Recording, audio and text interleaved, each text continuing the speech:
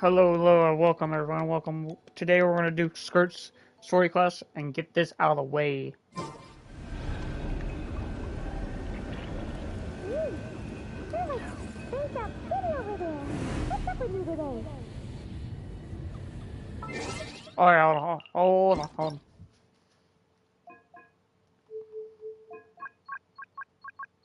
Paimon coming in! Paimon coming in! Is this level okay? Can you hear Paimon?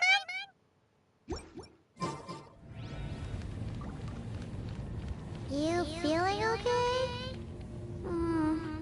We've been traveling all over lately, so maybe you've come down with something.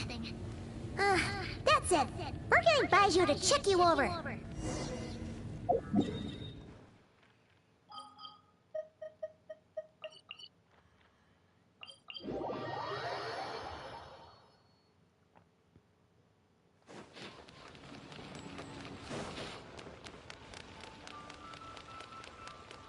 Fearless.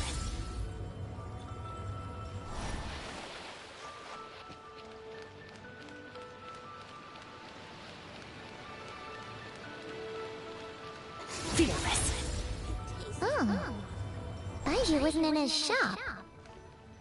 Oh, you're looking for Dr. Baiju. He's resting today, but he said to send any patients to the back room.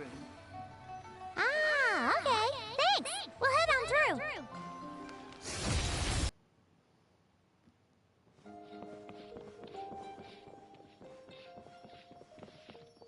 Looks like we have some special Traveler, guests. Paimon, welcome. What can I do for you? It's the Traveler. He looks absolutely beat these days. He has these huge dark circles around his eyes, like he hasn't slept a wink. And he keeps spacing out. You have to call his name several times before he snaps out of it. What do you think it is? Is he sick?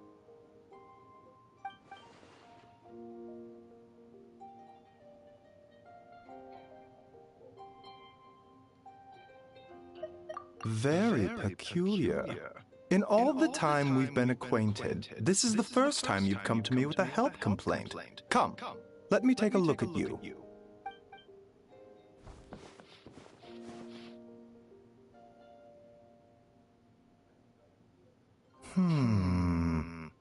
Okay. Paimon does not like that expression, Baiju. It's not serious, is it? Complexion is good, eyes are clear, breathing is steady, pulse is strong. Physically, you appear to be in good condition, Traveler. In theory, your energy level should reflect that. You should be feeling right as rain. Hence my concern. A clean bill of health is usually a good thing, but in this case, it likely means your situation is more complicated. Physical illnesses come with detectable symptoms that can be used to diagnose, medicate, and cure the condition. But afflictions of a non-physical nature, they fall outside a doctor's realm of expertise. Huh? What do you mean, non-physical nature? Curses, dark magic, it's hard to say. It could just as easily be a simple case of mental fatigue. Why don't you rest here for a bit?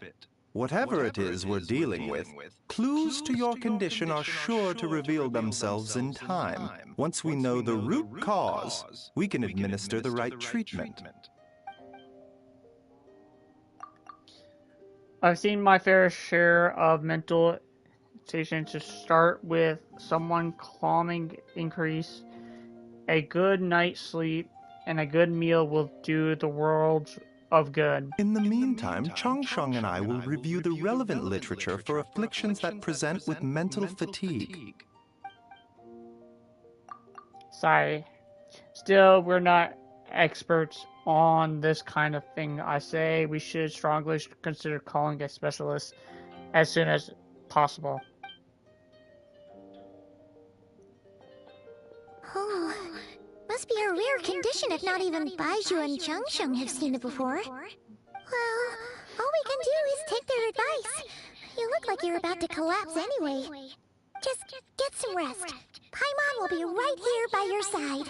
Fingers crossed you'll be all better when you wake up.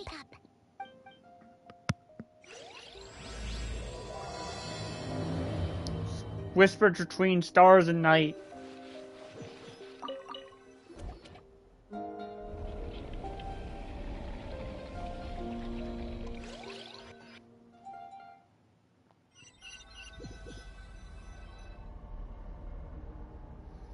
Where am I? There's a thick fog covering my field of vision. This feels more like a dream, more real than a dream, but chilling to be real life. My breath is freezing in my throat before I can even exhale. I feel like my soul has been wrenched from my body and thrust into a strange, unfamiliar space. Whichever direction I look in, there's no end in sight. The worse than that, I think there's something in the fog following me like a shadow. If this is a dream, how long till I wake up? If not, it's not, then where in the world am I?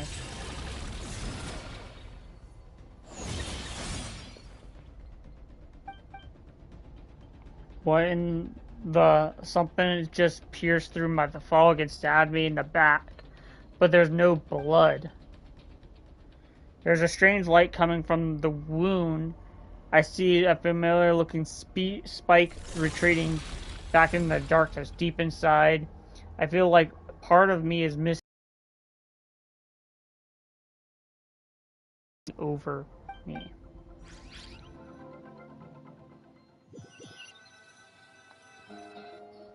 Traveler! Traveler! Rise and shine! Time to wake up!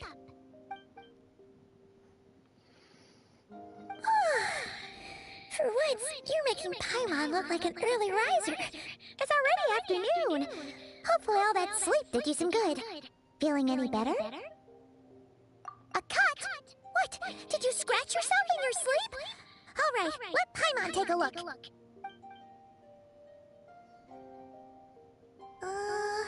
Nope, nothing there. Wait, did you have a nightmare? Okay, don't panic. Paimon heard that dreams tell us what we need by showing us the opposite. So, if you had a nightmare, maybe all you need is something to cheer you up. Come on, Paimon will treat you to something yummy.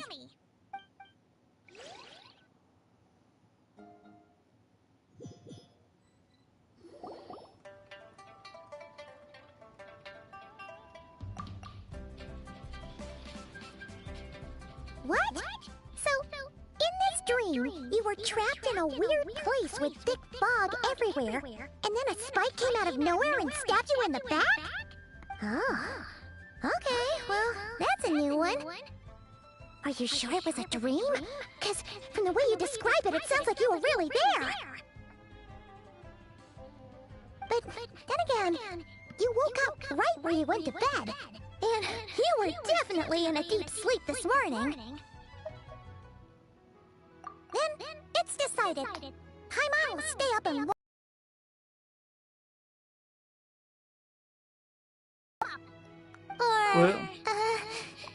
wake you up first, and then we can beat him up together.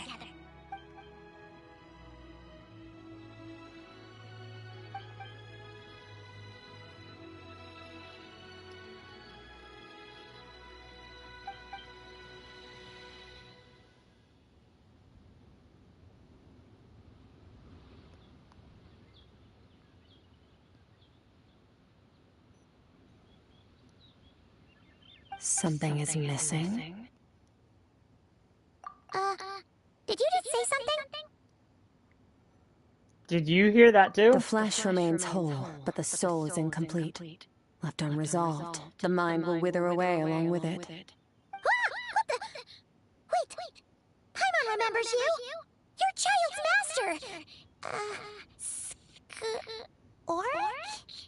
Right!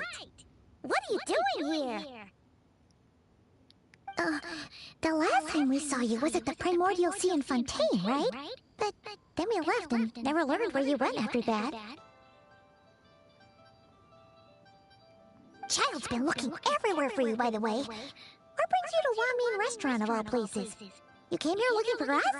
And were you the one behind that hocus pocus just now? Tell me, what is it that you saw? Tight-lipped, huh? I suppose that's fair. You. I'll take a glass of wine. Hmm? Oh, of course. Coming right up. We make this one in-house. It's not too strong. Enjoy. Chef Mao, I'll take a grilled tigerfish over here. Coming right up. If I knew we'd be this busy, I wouldn't have approved Shenhe's vacation. At the end of the day, what happens to you is of little consequence to me. I'm not here to try and win you over. Trust me or not, the choice is yours. If you want my help, now's the time to speak up. You have until I finish my drink. I was investigating an abyssal disturbance in the area and happened to notice you. Part of your soul is damaged, and the wound bears traces of abyssal corrosion. Need I say more? Neither of those things sound good.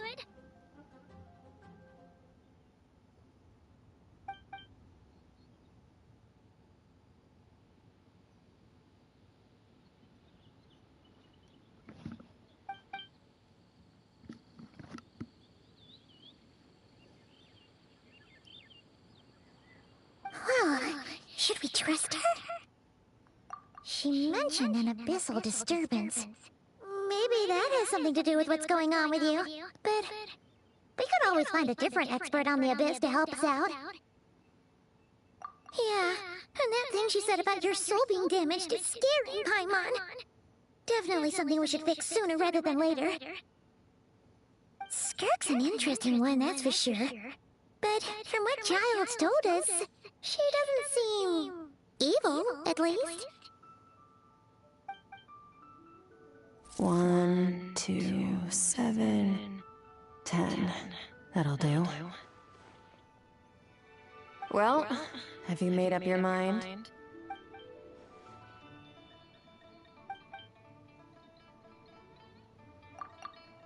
What I saw in the dark space shrouded in dense fog and that wouldn't dissipate.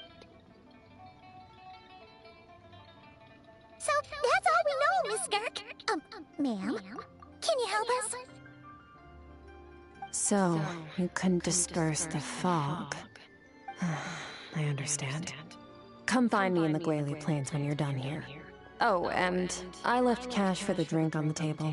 Settle the bill for me, will you? Oh, okay. Huh? She disappeared! Wait, hold on. You overpaid. Here's your change. Oh, no, this includes the drink, so it should be the right amount. I didn't think you two ordered a drink. We didn't. It was that lady who came and sat with us, remember? You brought it out to her yourself. You sure? I could have sworn there were only 2 of you at that table. What? What'd you put in that dish, Chef Mao? Some kind of hallucinogenic mushroom? You got them seeing things. Seeing things? Wait, so neither of you noticed her? Young lady? About this tall, wearing a purple dress? She ordered a glass of wine! Oh, now you mention it, that vaguely rings a bell. And it looks like I did open the wine jar, so it must have just slipped my mind. In any case, that settles your bill. Come again soon. Coming! Okay, what was going on there? It's like they didn't remember Skirk being there at all. Even Paimon was half convinced we hallucinated the whole thing. But that Mora she left for us was definitely real. Oh, this whole situation is giving Paimon the creeps. But anyway, she told us to head to the Guili Plains, right? Let's not keep her waiting.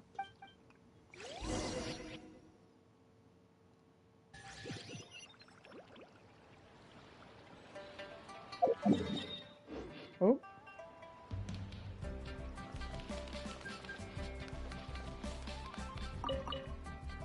first let's talk to these.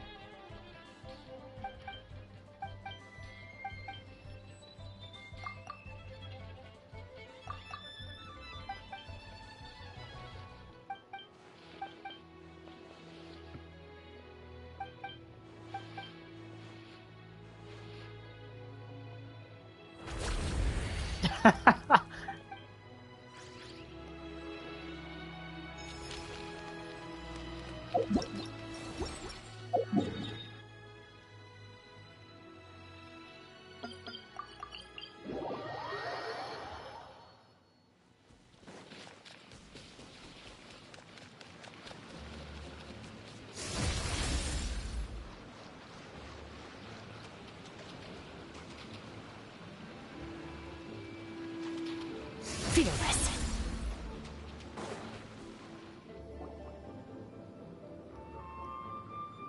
Whoa! What are all these rift hounds doing here?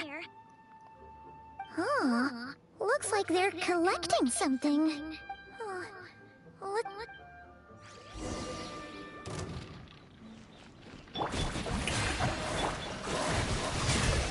I'll protect us. It looks kinda like...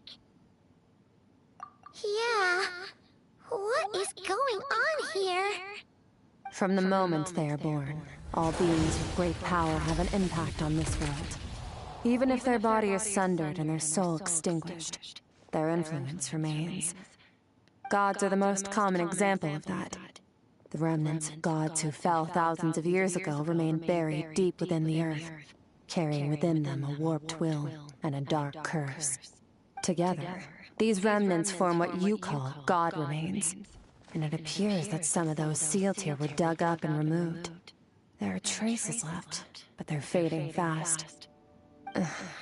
What are you doing? Nothing! Just wanted to make sure you were, real? She's definitely not a ghost traveler. Paimon poked her, and she's solid.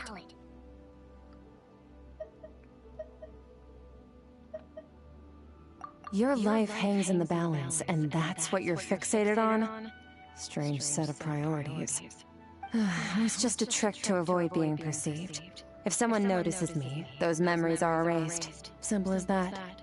Unlike you, I have no desire to establish a connection with the world. The weak and the lowly have no right to remember me. They're lucky they only have a few missing memories to show for it. Now, can we please get back on track? Okay. Where were we? Right! The god remains. So, basically, there's now less of them here than there used to be, right? Isn't that a good thing? In our experience, god remains are 100% bad news. A lot of terrible things have happened because of them. Maybe it's a good thing by human standards, but power doesn't come from nothing, and it doesn't just disappear for no reason. The remains aren't just gone, they were taken. Very clever, traveler. You aren't the only one who had something taken from you. There are victims like you everywhere. The only difference being, you can speak, and the remains cannot, so it went unnoticed. Something similar happened in Sumeru. Within the span of one night, countless consecrated beasts were slaughtered, and a large amount of the god remains buried in the desert went missing. Of course, god remains are just one of the targets. The culprit is chipping away at sources of power all over this world, including the Stella Fortuna above. Wait, you mean... the stars? Mm-hmm. 42 of them have died out in the past few months alone. In Conria, people believed that powerful individuals have corresponding Stella Fortuna. Even should that individual fall, their Stella Fortuna would not disappear, but gradually evolve into a new constellation. Yet now, stars are disappearing from the skies entirely, and it's not hard to deduce what's happening to the power they contain. Something has been leeching power from this world, like a parasite steals nutrients from a host. And now, it's no longer satisfied with the remains of the dead. it wants you. This time, it only took a fragment of your soul. But next time, there's no telling how far it could go. No one knows. All I know for certain is this. Getting back what you lost will not be easy. Considering how much power this entity has stolen, it must be a god-level being by now at least. But that's not the real concern. Souls are fragile things, and yours could easily be crushed if you go up against it. So you're gonna help us, right? We're going to help each other. You are my ticket to uncovering this thing's true identity. Well, great! You seem super strong and you know a lot about the Abyss, so Paimon will take it. Don't get all mushy on me. All I'm doing is helping you get back to normal after a sudden crisis. And I should warn you, getting mixed up with me can have unforeseen consequences. We're on very different journeys. You don't want to be in my debt, trust me. You help me uncover the truth behind this entity, and I'll help you recover what you lost. This is a transaction, that's all. You would do well to remember that. Now, come along. Yeesh! You'd think she'd be a little friendlier since she's agreed to help us. But nope, she's just like when we met her in the primordial sea. So cold. Because she's not from this world, If that's how Paimon. it's gonna be, then she doesn't deserve our friendship. What she does deserve is a super embarrassing nickname. Ah! Paimon's got it! Frosty the Lavender Melon! Serves that ice queen right! Anyway, the important thing is that we get that piece of your soul back. So, let's follow her and see what sort of plan she's got.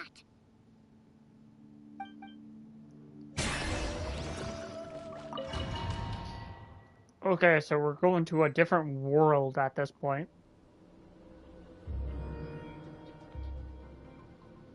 Whoa! This place is way bigger than Paimon expected. Where are we?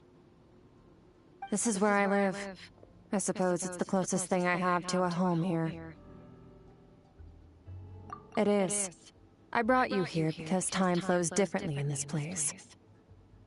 I don't know how much Ajax has told you, but when he fell into this space, I mentored him for 3 months. In that time, only 3 days passed in the outside world. Is Ajax Childs? Ajax? Oh, right! That's Child's real name! Yeah, Paimon remembers him mentioning something like that. So, a month here is equivalent to 1 day in the outside world? That should mean we're safe from that power-hungry soul snatcher for now, right? Yes, well, I didn't bring you here just to show you around. In the outside world, the Traveler could be attacked at any moment. But coming here has bought us quite a bit of time. Now, we just need to figure out how to investigate that place you saw. The one full of fog. Both your description and the abyssal disturbance I felt point to that space having some connection to the Abyss. It could even be a domain similar to this one. The thief who stole that fragment of your soul is hiding there. But the Abyss is a chaotic and turbulent place. If we want to pinpoint their location, we need to see what that space looks like without the fog. Abyssal power can grant a special form of sight. Have you ever wielded abyssal power before? Okay. Do you plan to learn? That tracks. All the information you have suggests the Abyss is something sinister, and that abyssal power is a wild and dangerous force that always spells disaster. And you're saying that's not true? Depends on your perspective. Floods and hurricanes take countless lives too. But if one day you gain the power to control them, what was once a calamity is now just another tool in your arsenal. I'll respect your opinion, though. Just means we have to turn to the second best option. A little abyss crystal that contains my power. Wear it on your head, and we'll be able to perform dream mirroring when we fall asleep. Dream mirroring? It means experiencing whatever the other person is dreaming. Everything they see, think, and feel. Since you haven't studied the art of using abyssal power, and have no plans to jump in the deep end right now, I'll have to do the investigating for you. With dream mirroring, every time you slip into a deep sleep, I'll see with my own eyes whatever scene plays out in your mind. Then, I can guide you through the dream environment, and we'll take back what was stolen from you. You make it sound so simple. Tough to say. This is an unprecedented situation for both of us. Even assuming we do manage to find where this entity is hiding, like I said, getting your soul fragment back won't be easy. To play it safe, I need to give you some special training first. Wait, you're gonna teach him some of your martial arts? Does that mean the next time we see Child, we have to treat him like our senior? Do as you want. For my part, I don't see you as my disciples. You're already a pretty good fighter. All I'm planning to do is build on your current skills, and train you for the specific scenarios that I think we might face. But that's enough talk. If you're ready to do this, then come with me. Time might be more lenient here, but that's no excuse to waste it. Oh, she moves fast. Paimon can hardly keep up with her. So, special training, huh? Kind of a rare opportunity. With your skills, there's not a lot of people qualified to train you. The last time something like this happened was probably anti-Raiden Shogun training, right? Oh, feels like a lifetime ago. Skirk seems pretty strong too, though. Remember how she said that the all-devouring narwhal was just her master's pet? Maybe we really will learn something here.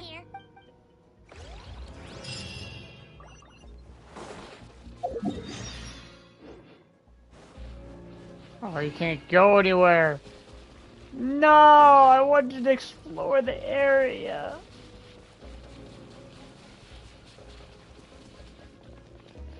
That is so lame.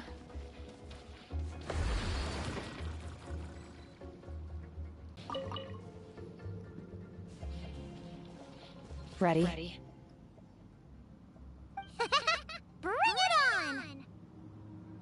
Your training will be split into 3 stages. Testing your blade work, elemental abilities, and reasoning skills. We'll start with blade work. You're no rookie in this area, so I won't bore you with the basics. During your long journey, you've no doubt sparred with a lot of talented sword fighters. Consciously or not, you will have picked up all kinds of techniques from them. You bet! There's Kaya, Master Jean, Kuching...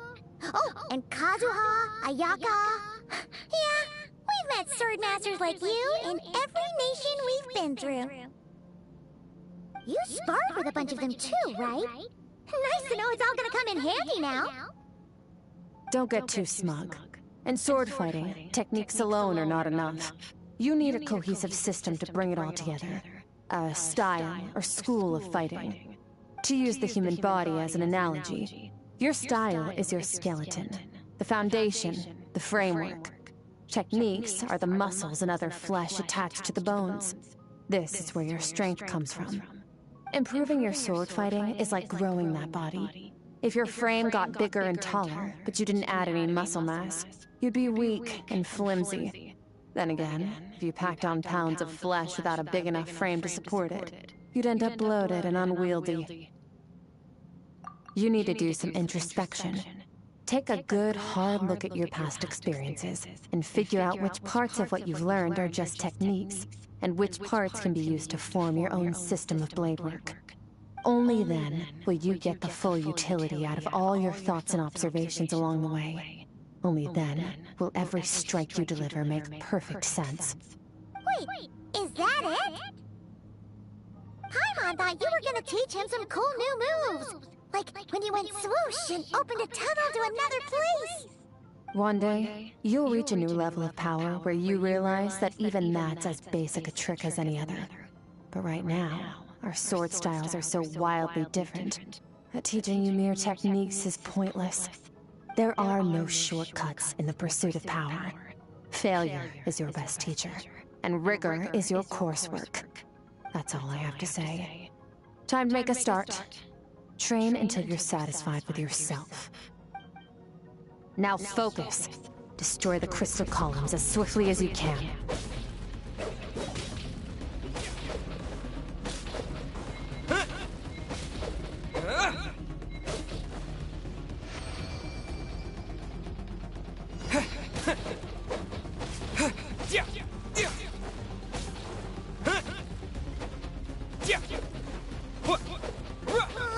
This is making Paimon's head spin. Hang in there, traveler!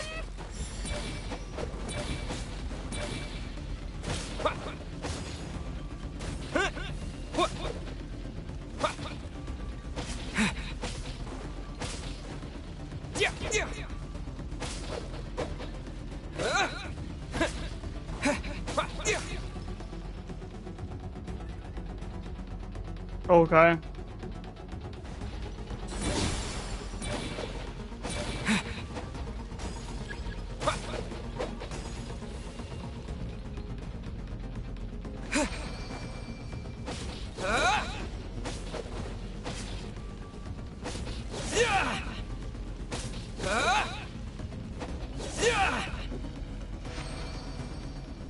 Stay calm.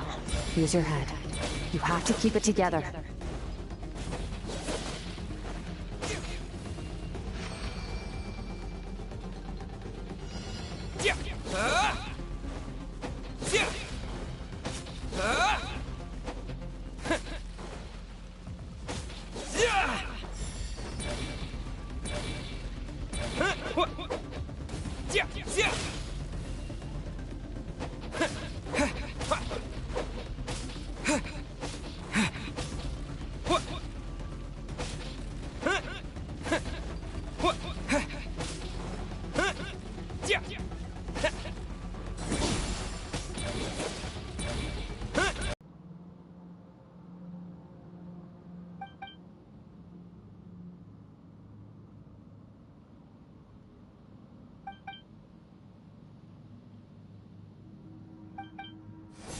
This moment will be frozen in time. Cut to the chase.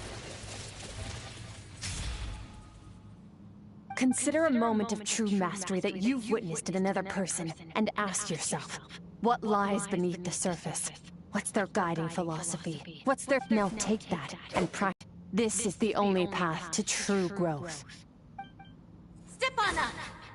Dance with the waves.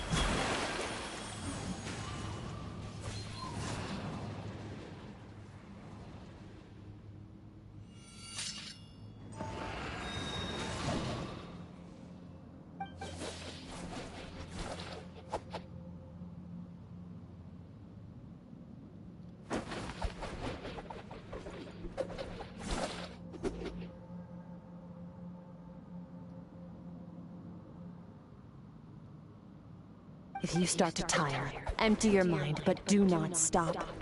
Stay in that frame of mind as you keep up the fight. Get rid of all redundant movements. Imagine your sword is an extension of your own body. Wield it just as you wield your arms, hands, and fingers. 'Twas on a deserted, moonlit night that the hero approached the vile dragon's limpid lair. Ring cutter! Feathers fleeting wet, the white heron treads water, a sight without flaw. Master of Inazuma Kamisato art Tachijutsu.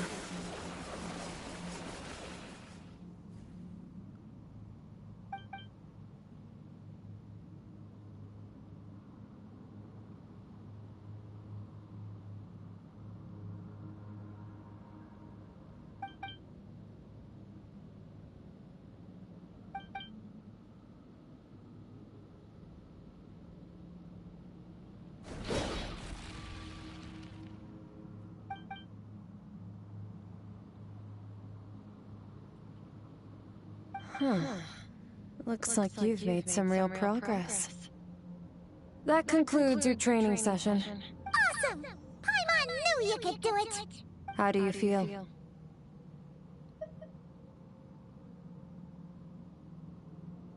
As you should be. Time flies when you're training hard. You've actually been going for several days now with no rest. Yeah. Meanwhile, Paimon's had a whole bunch of naps. But you were so focused, she didn't want to interrupt you. Go get some sleep. I'll be doing the same very soon. Let's hope you see that foggy place in your dream, so I can get this investigation over and done.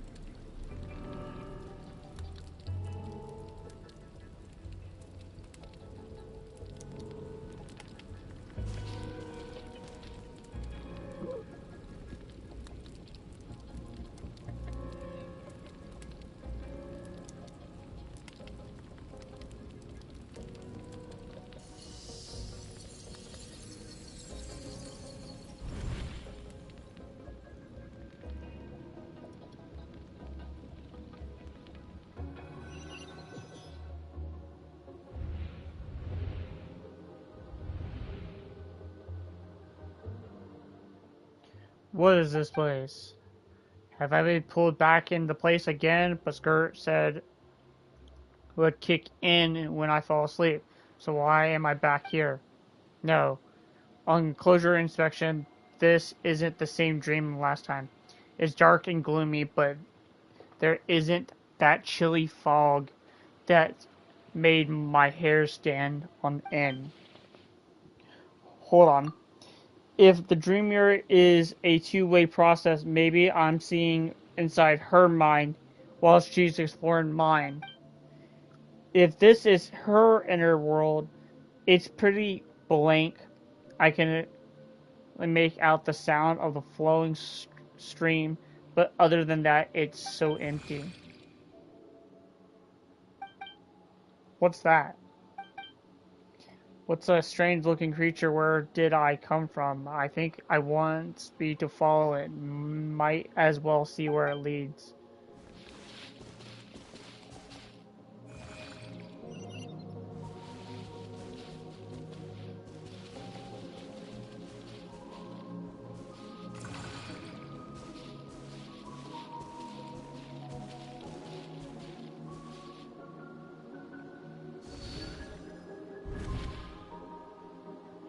Skirk, why are you skipping classes again? We've talked about this.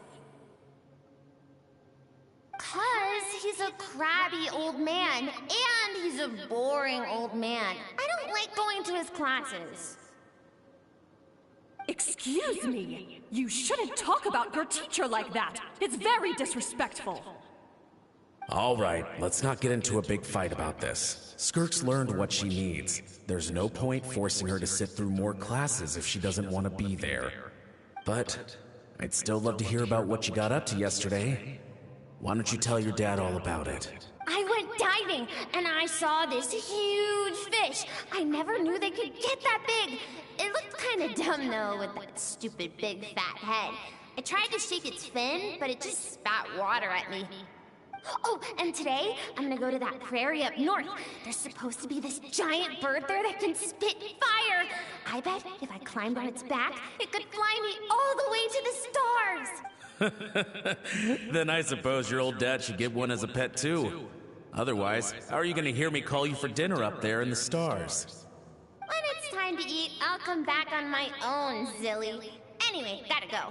Bye, Mom. Bye, Dad. Wait! Put on a coat at least. You'll catch a cold. I'm talking to you, young lady. You spoil that child, you know. Ever since that merchant ship arrived, she practically lives outside. Always going on about exploring the beyond one day, whatever that means. Ah, let the kid do what makes her happy. Besides, we both know you're all bark and no bite. Come on, our little adventurer's gonna be hungry when she gets back. Let's get started on dinner.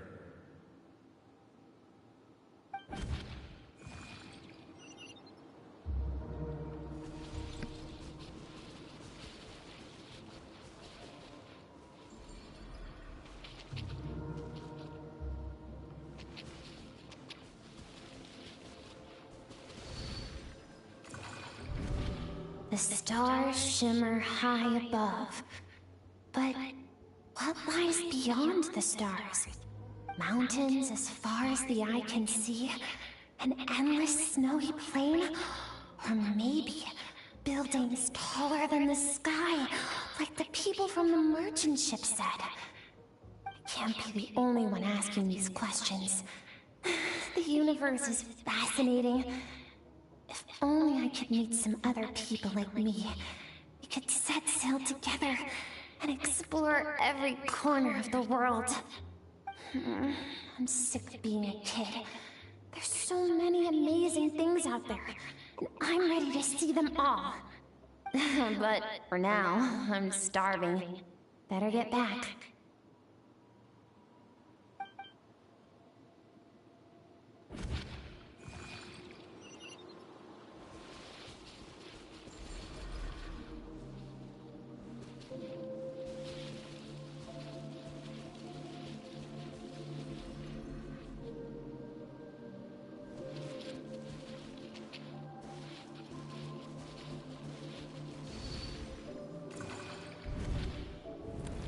Don't let a single one of them get away! No, please, spare the children! Stay back! They're coming! Run! Eliminate the threat. Take them down. Don't be scared. This way! We'll never make it! Fire. There's fire everywhere. What happened? I told you we shouldn't have trusted these outsiders!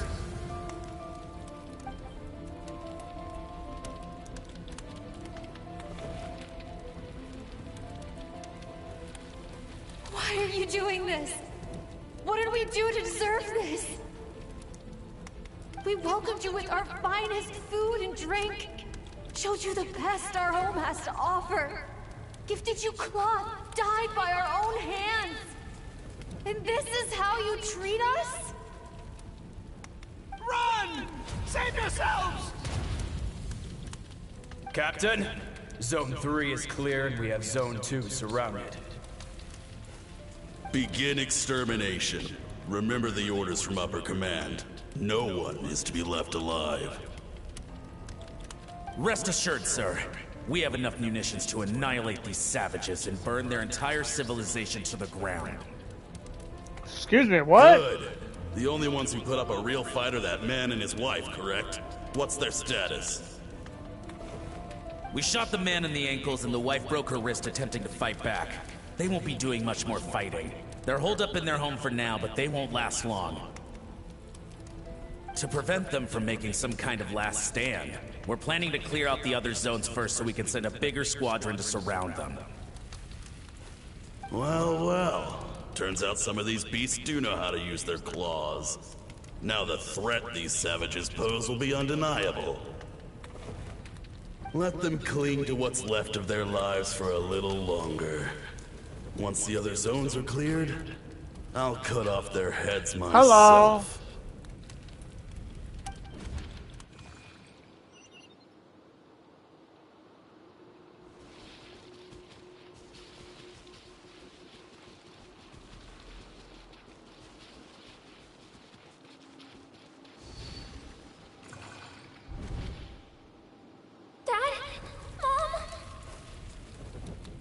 Skirk, you're all right?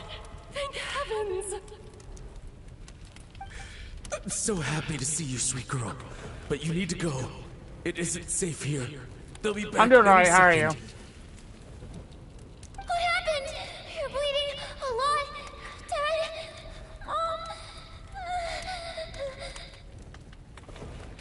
Dad? This is the place. Alert all units. Prepare to surround. Run, Skirk! Run as far away as you can! Don't trust anyone! Your dad and I, we're not afraid to stare death in the face, but we need you to survive. My clever girl, so curious. You're already so brave. I know you're going to grow up to be such a positive light in this world. Whenever you miss us, just play this song. Remember, life is a gift. Don't let darkness claim it. Break down the door! Look what we have here. A savage that can pluck a tune. Well, the show's over.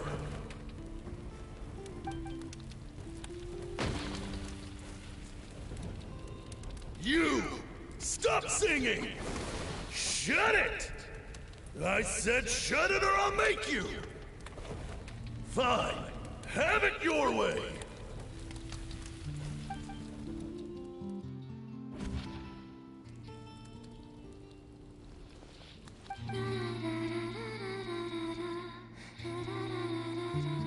Nah, you didn't really miss much. We're just seeing the backstory of Skirk in her mind.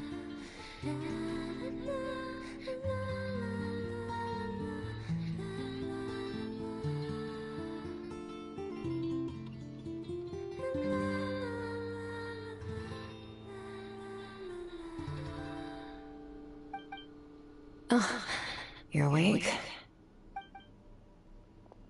I found a few clues while you were asleep, but it's only a start. Now, time for the second stage of your training. This time, the focus is elemental energy. Come find me when you're ready to begin. So right now, we are experiencing our corruption from the abyss. And Skirk is basically helping us flush out this being because she's hunting for this being.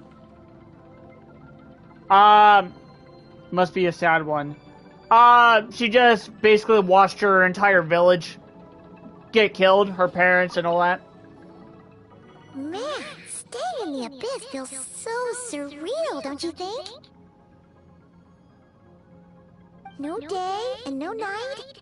It's like time hardly exists. If we weren't careful to keep track, it feels like we'd have no idea how long we've even been here. Well, except for the fact that Paimon still gets hungry like clockwork. You go do your training. Paimon's gonna grab a bite.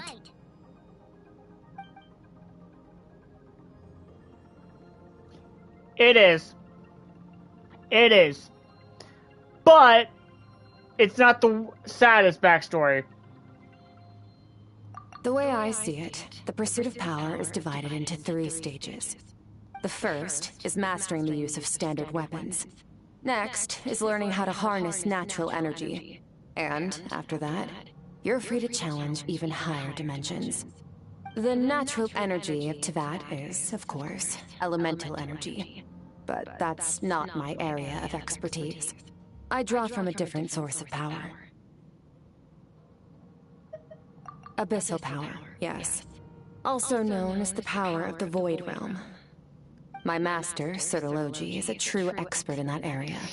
After all, he was one of the actually, that's that actually infamously really... stole There the are a all-encompassing ton power of the Abyss, sad an act backstories. for which the people of Conria gave them the epithet, the Five Sinners. The elemental energy of Teyvat, on the other hand, is derived from the power of the Light Realm. These 2 forms of energy exist in direct opposition to each other. Suffice to say, there's not much I can teach you this time.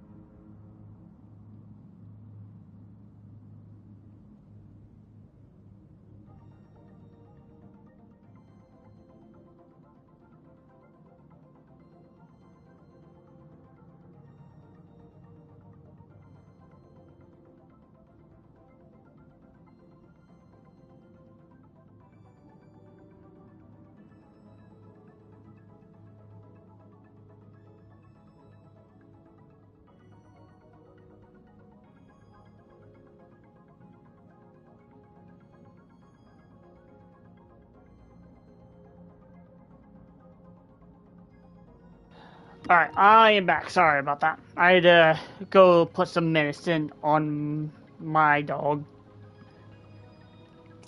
But, to be honest, Saya's backstory is so far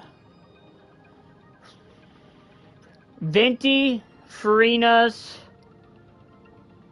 Nahida's,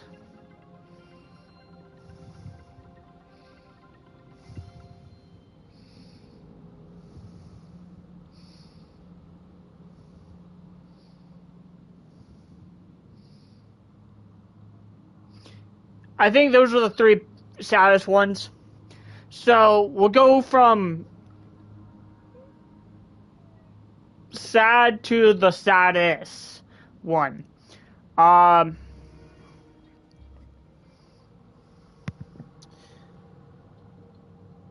would have to say Nahida's is pretty sad. It's not the saddest one, but for Nahida, she basically to save her entire nation, she was given a choice to either save her nation or let her nation get destroyed. I will check them out, though. Yeah. It was either she had to save her nation or her nation would be destroyed, and she was basically given the option to basically erase her mother from existence.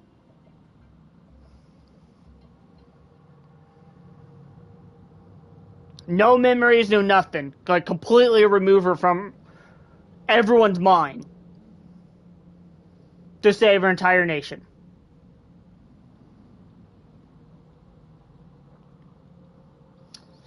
Second one, probably Venti. Venti's, she had to, Nahida had to basically erase her mother from her existence of her mind, from everyone's mind, to save her entire nation.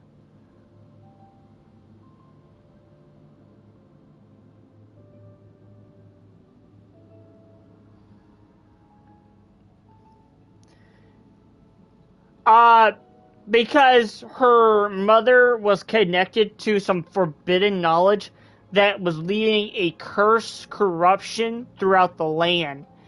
And it was connected to the Tree of History. It is really messed up. It was connected to the Tree of History and was embedded to her mom's mind. So she basically had to cut her mother out of history to completely cure her nation. But again, it's either you save your mother, well, you don't save her mother, you let your mother survive, or you watch all your friends, family, all the people that worship you, all the people that is loyal to you, die just to keep your mother alive that is already in extreme pain.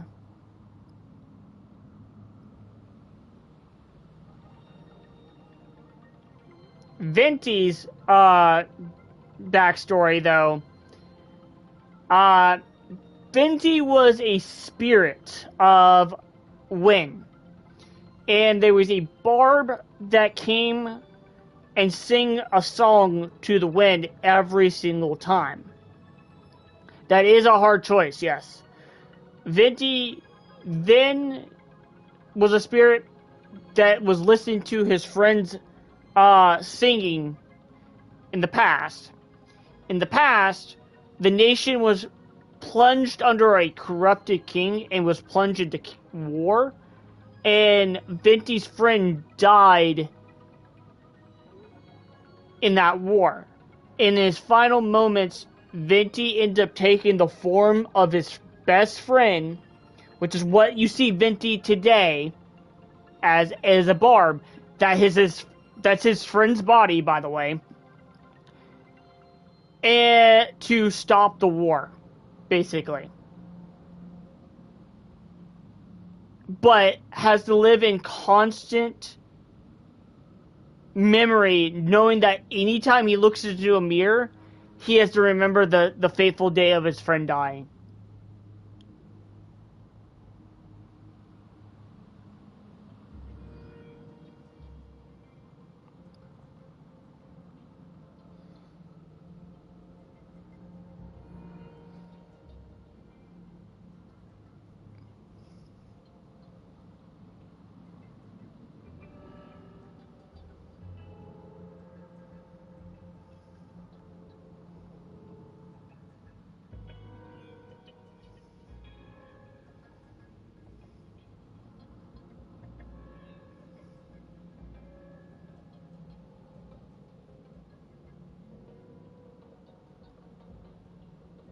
A keen observation, traveler.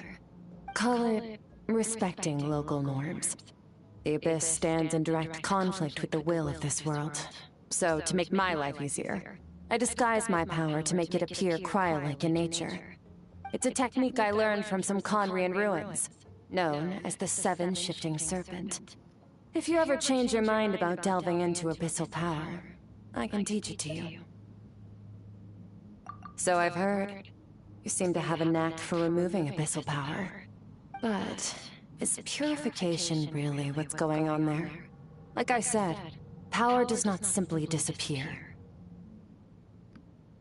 Just thinking out loud. Let's focus on your elemental training. That's what's gonna help us if the situation gets tricky. True growth comes from adversity, but only if you make the choice to pick yourself up again every time you fall. So, it's time to push yourself to the limit, and then keep pushing. This is the only way to advance at pace. Use the power of Animo to clear the field as fast as you can. Oh. Wind blade.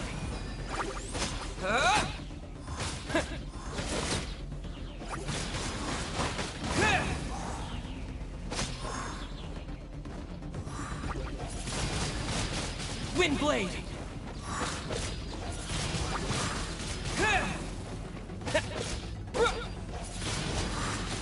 Wind blade.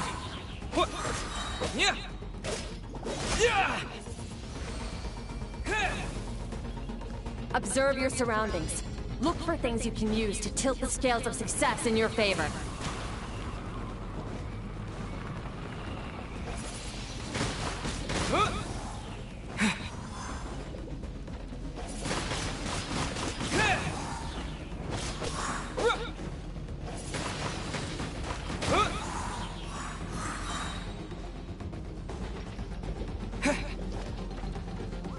With the wind!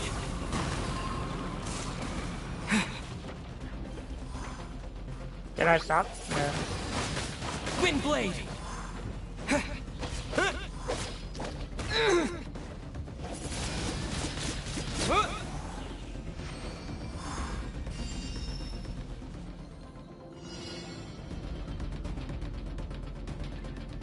Use the power of Hydro to destroy the spikes.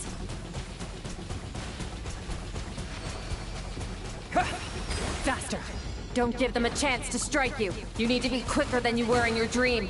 You can't afford another injury like that.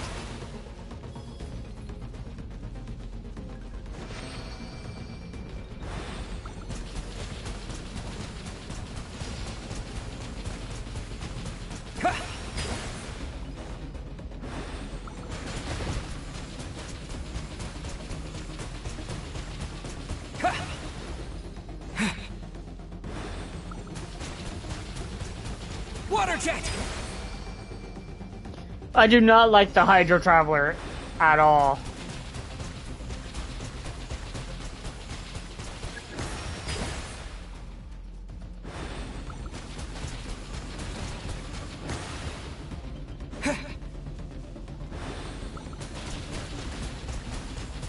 Go!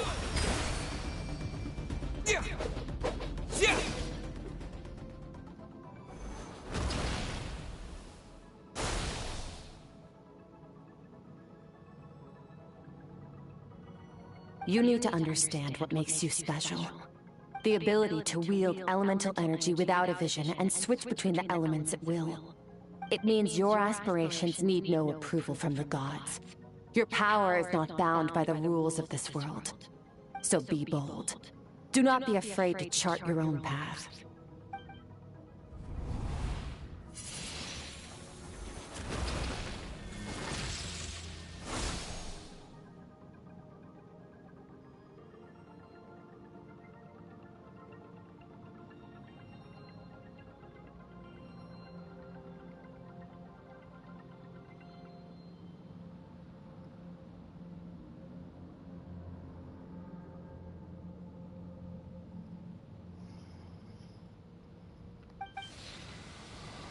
When I close my eyes, I almost hear their voices. Wild beasts battling me for dominant.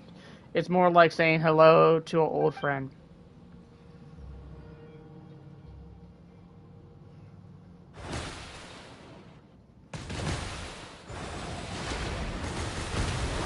Why can't we get that?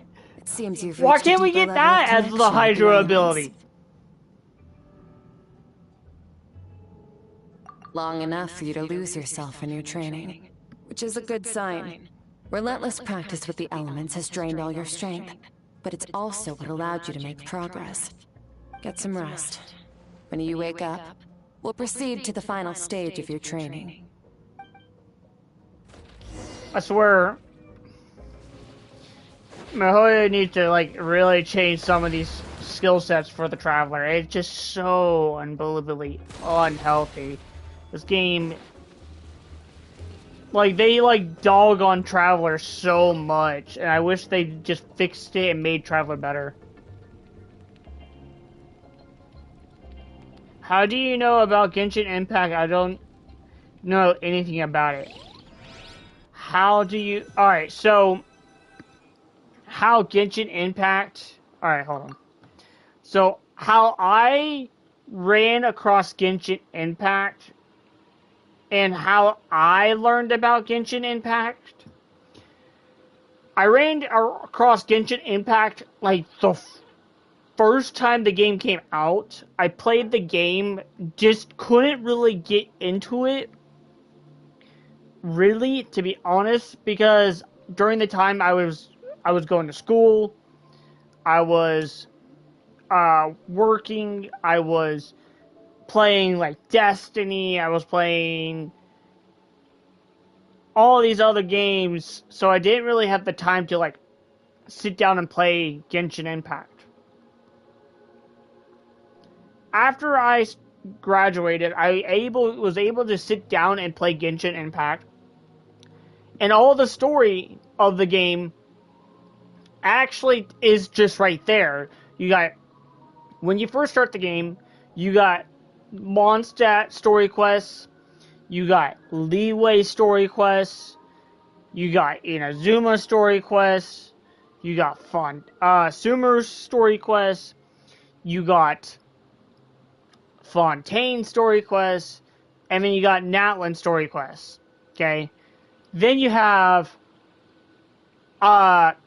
your sibling story quest in Mondstadt, Leeway, Sumeru, and now we're getting more of it in Fontaine, and we did Fontaine's, and then now we're doing Natlan. Then you had characters like Mona, Klee, Jean, Venti Act 1, Venti Act 2. Then you had Shenhe. You had all these character story quests as well on top of that. And every 5-star character has a story quest. If not one, but 2 story quests per character. Each character has some story quests about their past. Some characters have their story about their current situation and how they play a part of the story. Some characters that had nothing to do with the game, such as Misu, I believe, Scoffier, are 2 characters that were introduced to the game. They do have their story quests, but these two characters were introduced during an event, so they don't play a huge role in the story. So some characters are just unrelevant. I mean, there's characters that give you more story content of like the archons on themselves. That's how you can learn about Genshin. I played Genshin came back to Genshin when Sumeru came out. And I still had all Leeway, all Sumeru, not Inazuma, all Sumeru, all Fontaine, and all Natlin. Well, I had Inazuma story quest and Sumeru story quest. I was like, I don't know, a total of like maybe 15 hours, maybe 16 hours of story time I was behind, just because I took a year off the game. Every 42 days they add more stuff to the game. Sometimes in 42 days it's not enough. Sometimes it's 84 days. Sometimes it's even longer than that before you get more content to the game if you get caught up. Which, if you would start the game now, I recommend you take your time on playing, explore, loot, and all that. Don't feel like you need to pull for a character. Okay? Pull for characters that you feel like you will enjoy playing. Not based off of how strong they are. I pulled Skirk because I needed a cryo character to use. Because I really honestly don't use cryo, and I really would like to have cryo characters. And I managed to pull Skirk. If I didn't pull Skirk, that's alright. The next 5-star character I would have possibly have gotten down the road.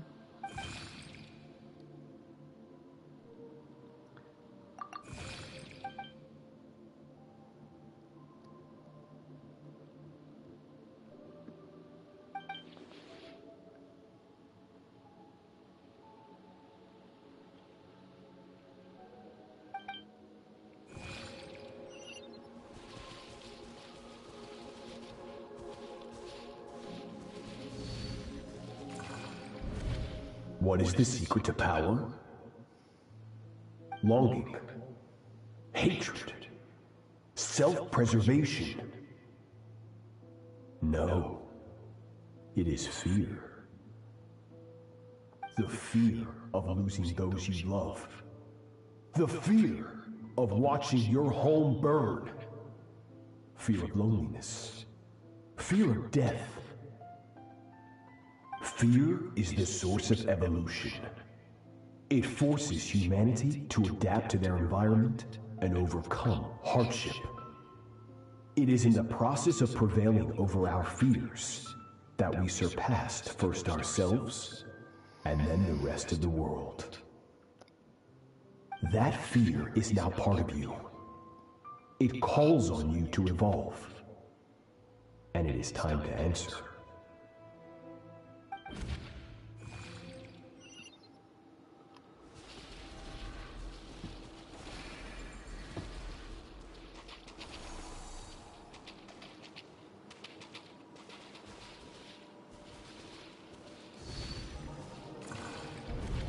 Any minute spent missing home is a minute wasted. Practice your sword work instead. Do not make me tell you twice. But, Master, I can barely lift this sword anymore. If I keep going, I feel like my wrist is going to break. So it has not broken yet. Then pick up your sword and keep practicing until it breaks. I want to hear the cracking and splintering of bone. After all, bones can always be reset.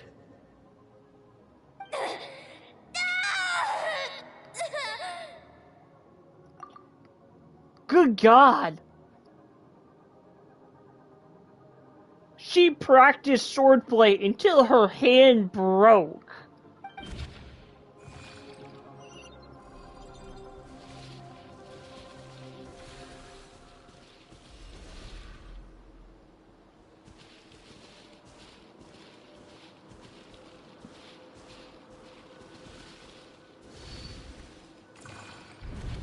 Good skirk. Once again, you survived. How do you feel? Cold. In pain. These are signs that you are adapting to the abyss. Each time the flesh is torn and the spirit crushed, each time you claw back from the brink of death, you become stronger. I now understand why these people sought to destroy your homeland. Your potential goes beyond even what I could have anticipated.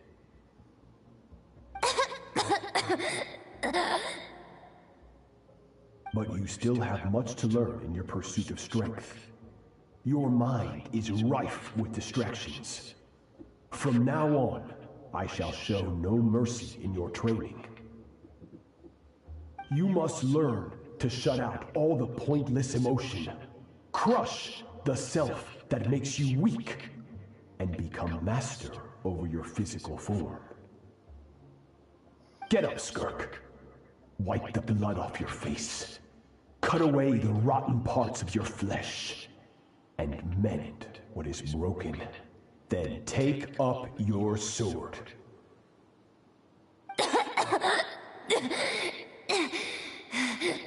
Yes, Master.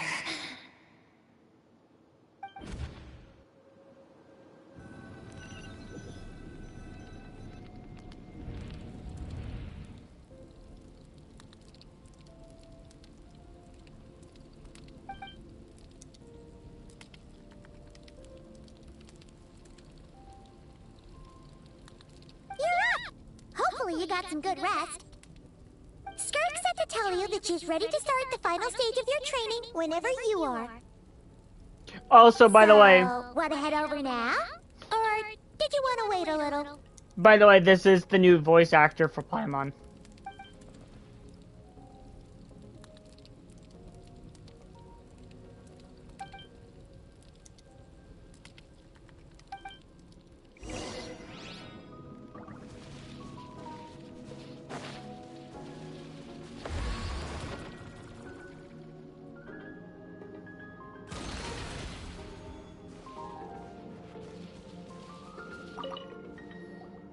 From your training so far, you have gained better command of the sword, and more control over your elemental abilities.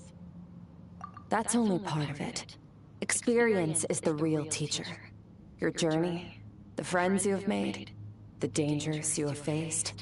These have taught you more than I ever could. Just now, listen carefully. It's time to focus on how you react under pressure.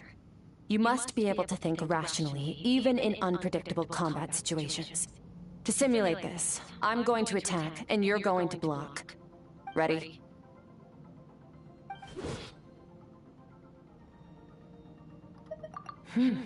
Not bad. That defensive stance looks near unbreakable. Just like your sister. That reminds me. You still don't know what happened to her, do you?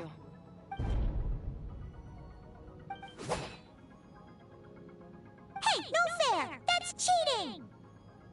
You think every opponent has the same moral code as you? You can denounce their deplorable methods all you want. But only if you live to tell the tale. The dead don't get to complain. Strong emotions will always arise in combat. Anxiety, anger, fear. But a true warrior is never at their whim. Only when you are free from the influence of emotion can you make the right choice, no matter the situation. How amusing. Almost sounds like you think you know me. But you don't. You can choose your own path. We are not the same. Let's begin. Try to use reason over emotion. Make the most rational and advantageous decision in any given moment. This is your final training session. Look alive.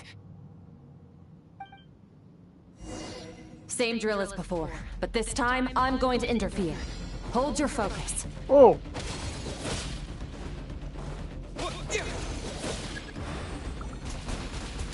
Water jet!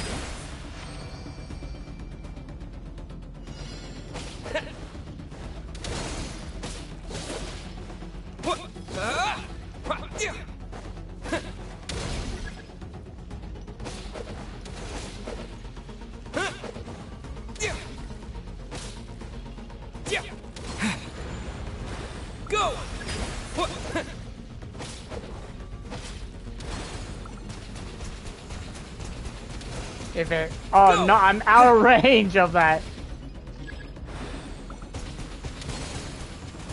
Water jet!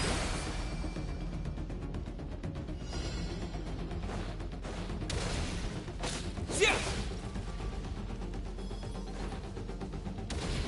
Yeah! Yeah!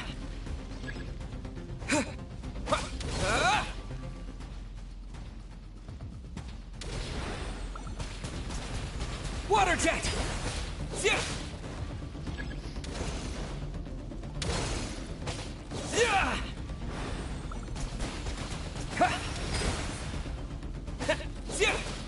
Not bad. Better than I expected.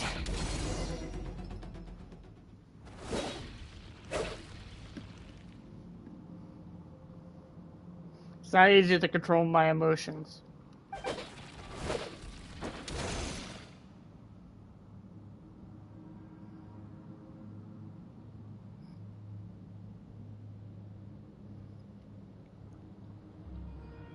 You're getting the hang of it. The first step to controlling your emotions is controlling your mind. You want a unified train of thought. It all comes down to focus.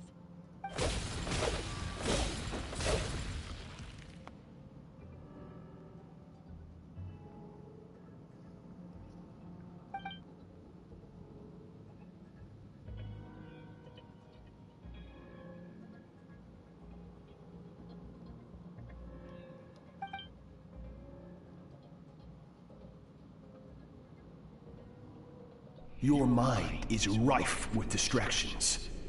From now on, I shall show no mercy in your training.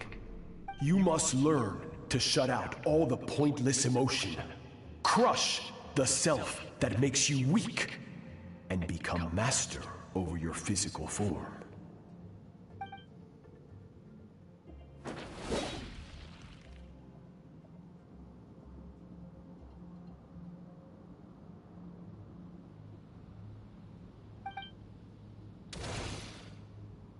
Stop.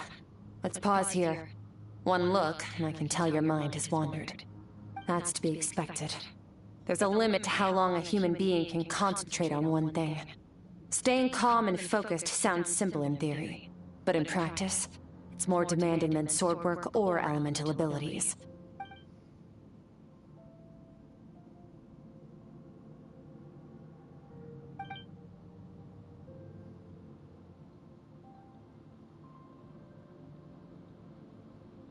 Get some rest. No point training further if you're already dead on your feet. Like I said at the beginning, the only goal of this training is for you to reach a point that you're satisfied with. You managed to push past your limits, which is a good start. You can be proud of that and sleep well knowing that you've earned it. Oh, free chest. Thank you, Skirt. But, alright, so... let's see if I could find a Paimon. If there's any new voice lines?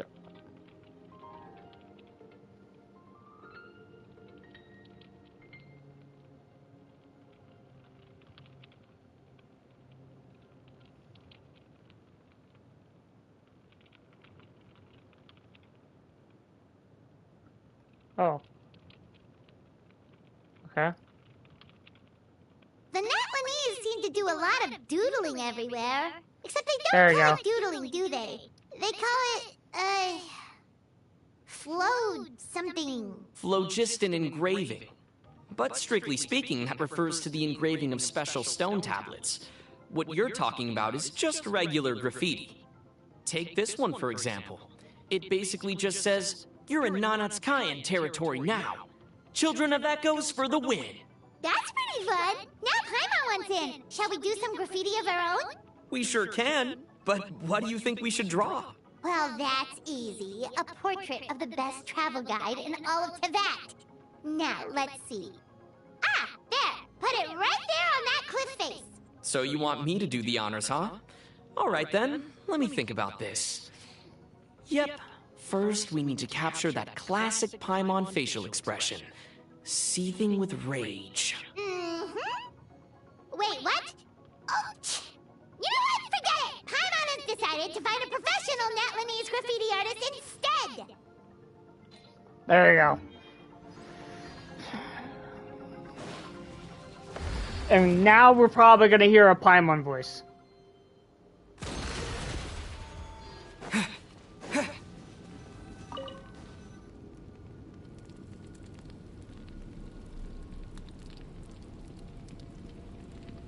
Nope, I guess I'm not.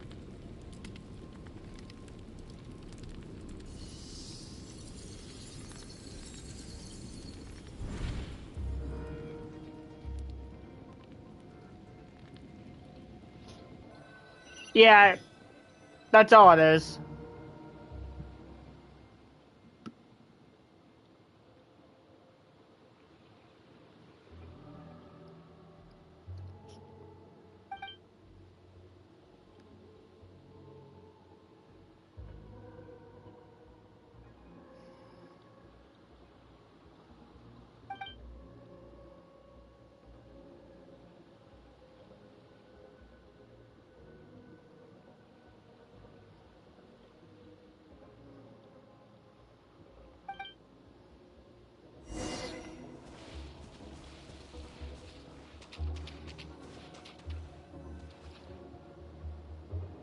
Skirk is amazing.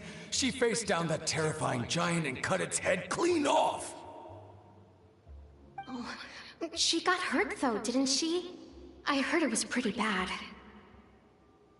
Yeah, well, that's a given. But the moment she was on the mend, she got right back to practicing her sword work. I heard Master suffered a grave injury once too. Lost an arm and a leg and still came back stronger than ever. Skirk's becoming more like him by the day. Incredible!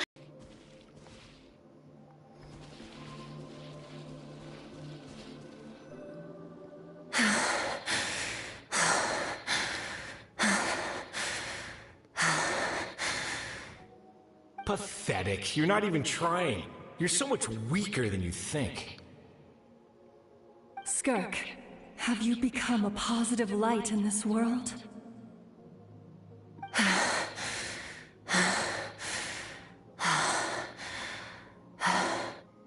Do you even remember how many of us perished in that fire?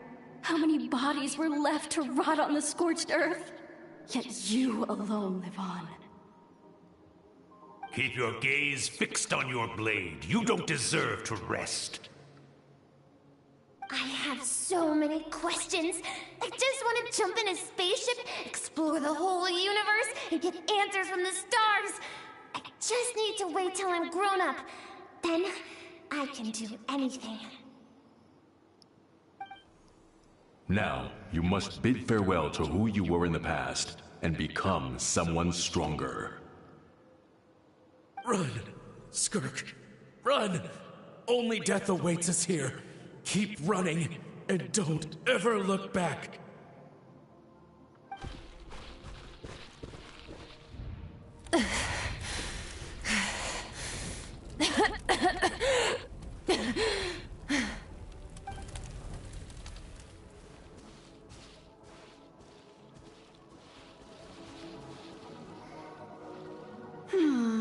Let's see here.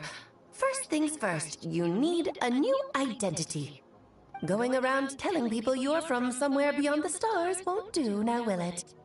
How about saying you hail from beneath the earth instead? As the Conrian saying goes, venturing out into the universe and down into the abyss are the same in that both are braving the dark unknown. Well, I'm a visitor on this planet, so I'll follow the rules.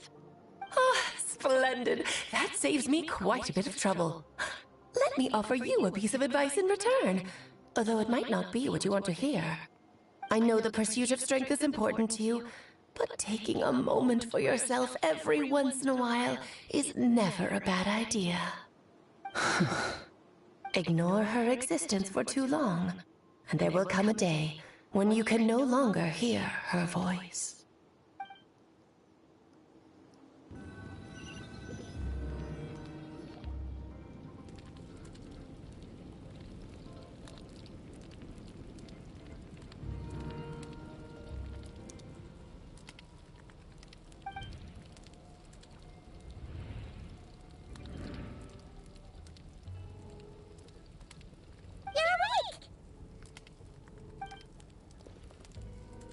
be starving, right? Ta-da! A barbecue feast just for you! Of course you are! That's why Skirk and Paimon got this all ready for you. Dig in! Before it gets cold! Ah, well, if you're around someone long enough, it's bound to happen. Plus, Skirk can cook! So, Paimon decided she can forget the whole Ice Queen thing. Paimon's not one to hold a grudge. Here's an idea. Let's save the chit-chat until after the meal.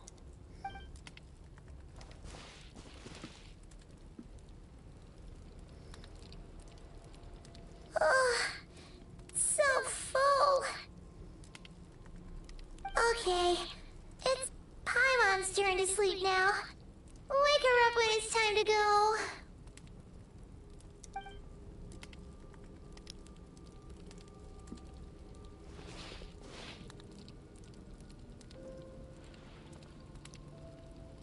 I have good news. First, your training is complete. You have what it takes to wield immense power. Now it's just a matter of putting it into practice. Continue to learn from your journey and hone your skills against formidable opponents. Second, I've located the culprit we've been searching for. Next, you just need to retrieve the missing part of your soul, and our business will be concluded. When Ajax trained with me, he once told me he was bursting with questions. So I allowed him to ask me 3 of them before he left. You and I may never meet again, Traveler.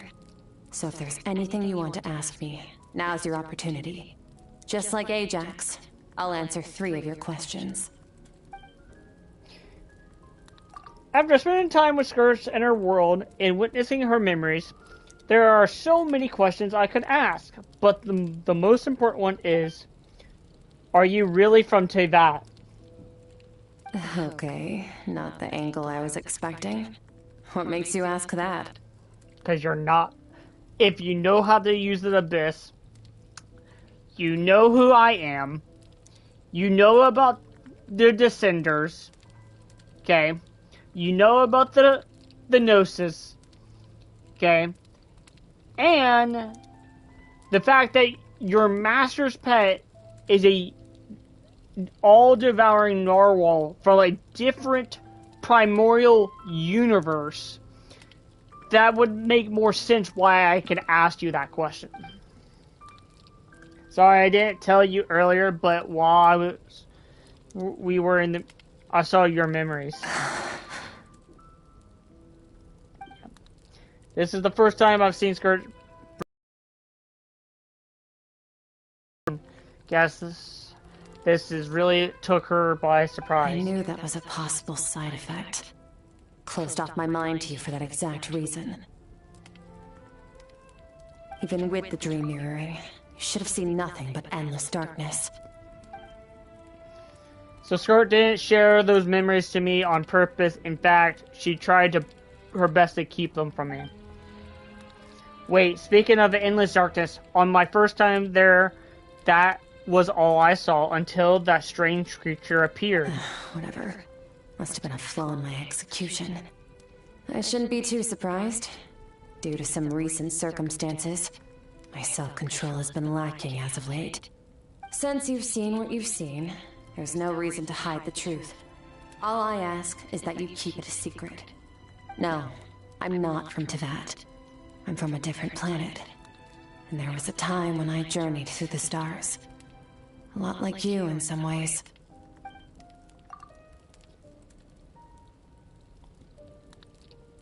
I got a question about this. This might actually throw people in a loop.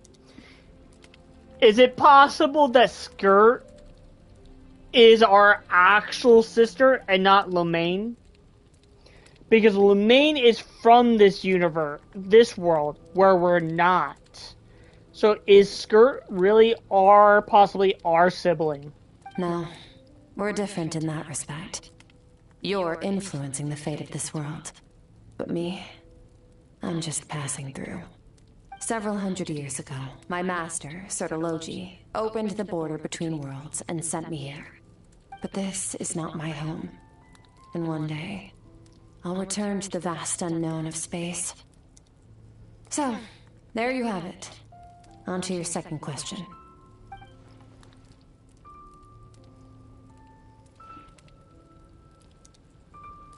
What is your goal in coming here? To become stronger.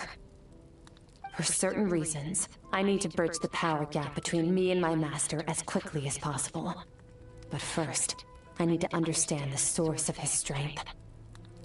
To do that, I need to follow in his footsteps, walk the path he once walked, and somewhere along the way, I'll find out how to defeat him. That is my sole focus and purpose. Okay. You have one question remaining. Skirk's goal is to defeat the Fowl. I can hear how serious this is for her. I wonder how those certain reasons could be. But given how quickly she blazed through that answer, I doubt she wants to talk about it. I have one question left. What should I ask? You make it sound so easy. Ever since the incident I experienced there, I've never stopped searching for Master Skirk and that unknown abyss. But it's been years now, and I've still found nothing. Maybe I could take this opportunity to get Child some answers. We are looking to help someone in need, despite him trying to kill us in the past. Well, your last question? You know Child is looking for you, right? Are you going to let him see you? Ajax. His situation is different than yours. Before you ever crossed paths with me, you'd already encountered many formidable people, studied their techniques, and developed your own skill set. So, during your training, all I had to do was build upon that foundation. But Ajax was so young when he came to me. A complete blank canvas. Children can't help but imitate their role models. In the long run, that would only hinder his growth. Once Ajax has enough strength in his own right, I will allow us to meet again. Until then, let that motivate him to reach his full potential. That was calm and calculated answer. It's like she was talking about something entirely... I don't know why, but I am not buying it. She makes it sound like the decision has everything to do with Child and nothing to do with her. But what does she actually feel about it? The abyss is completely science.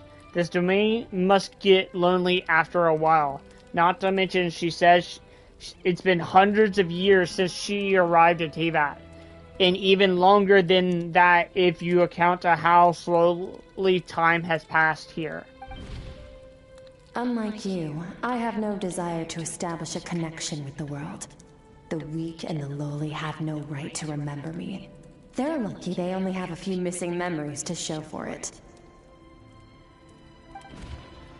In all that time, she never established a connection to this world.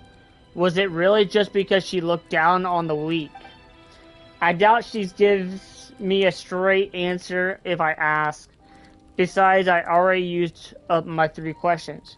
She was happy to give me a cold, hard fact, but still feel like I haven't heard her true voice. Wake up your companion. It's time to go. Oh, and everything I just told you, best keep it a secret from her as well.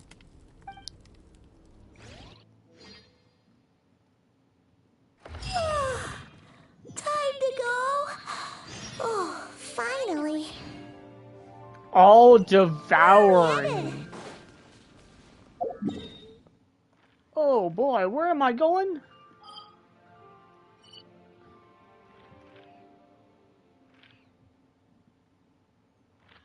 Oh boy, all the way over here in the chasm.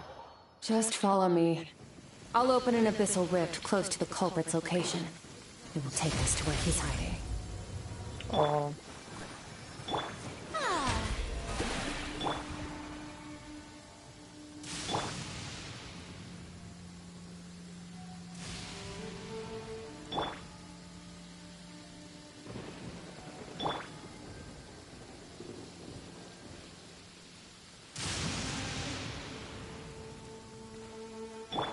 fearless.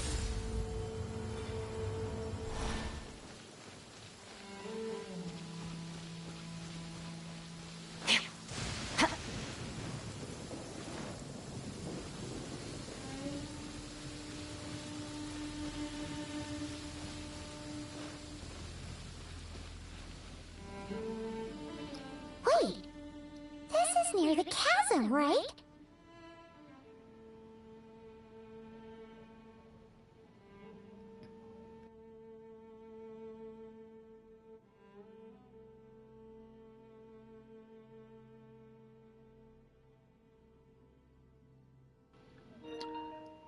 I did not ever see that, so I don't know if that's true or not.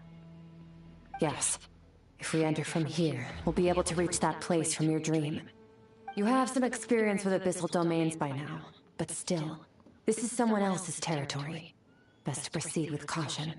Don't worry, Paimon's an expert at hiding behind other people for safety. Oh, but, that means you need to stay safe, Traveler.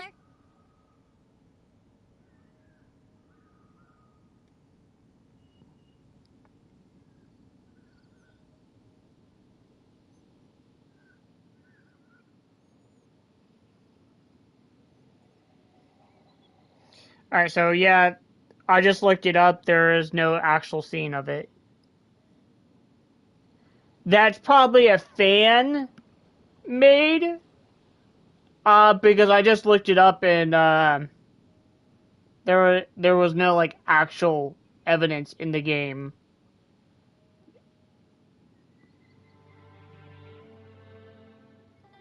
Yeah. There are people that make fan videos. Are there actually some people that really honestly makes really shocking videos of Genshin that looks like it's from Genshin?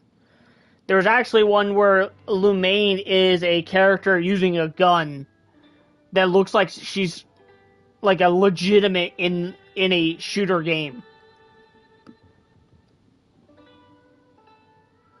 All right. Remember your training. Time to put it to use.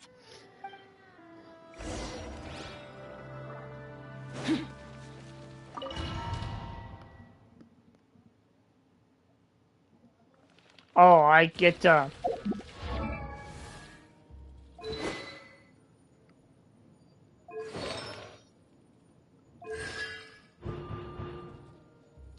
yeah.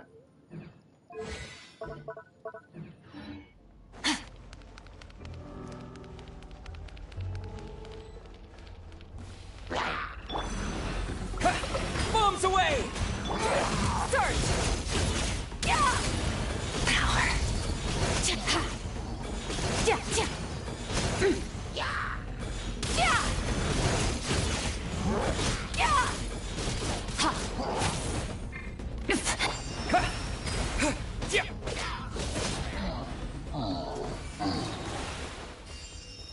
Of course, they make me use Hydro Traveler.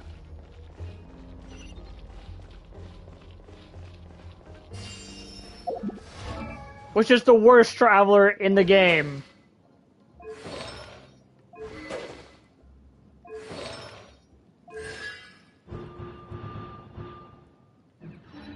Whoa! Look at all these spikes! Careful! Don't get hit! You know what? Paimon's just gonna float behind you. Come on, you got this! Wipe out! Extinguished! Mine to wield. Hey, what are you two doing here?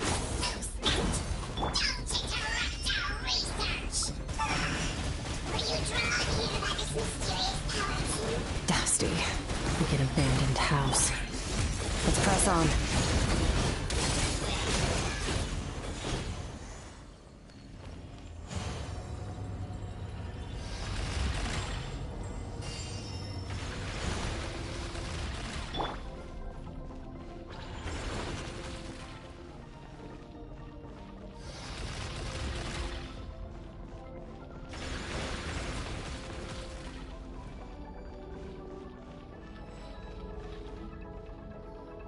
Oh, looks like this is a dead end. Did we make it to his hiding place? Ugh, this fog is making it impossible to see anything! This should be the place where you were attacked, Traveler. The missing part of your Why soul does your should be outfit look nearby. so much different Can now? you sense where it is?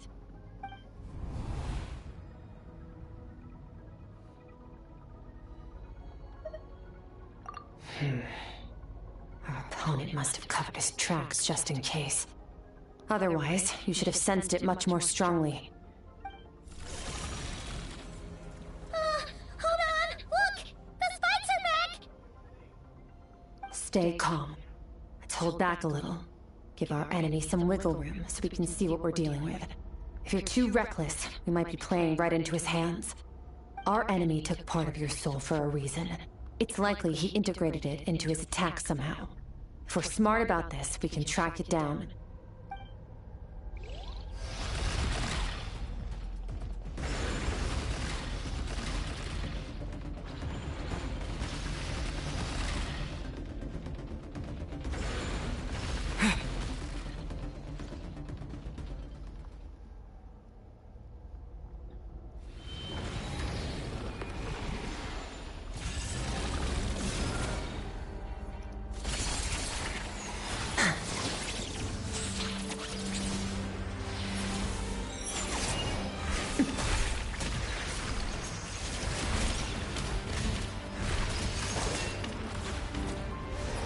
From the start, the attacks have been focused on me. Trying to break through my defenses? I see.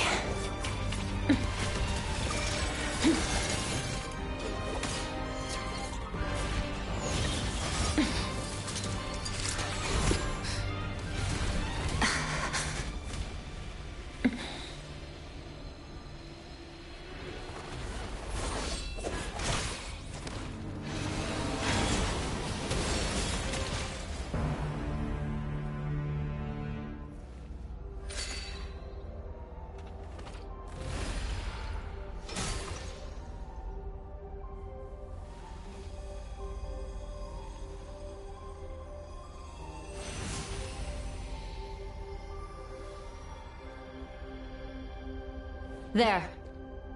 I got it back.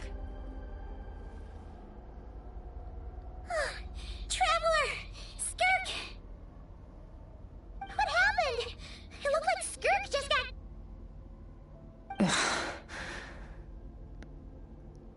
In the Guerri Plains, you asked me why this enemy chose you as his target. Now, the answer is clear.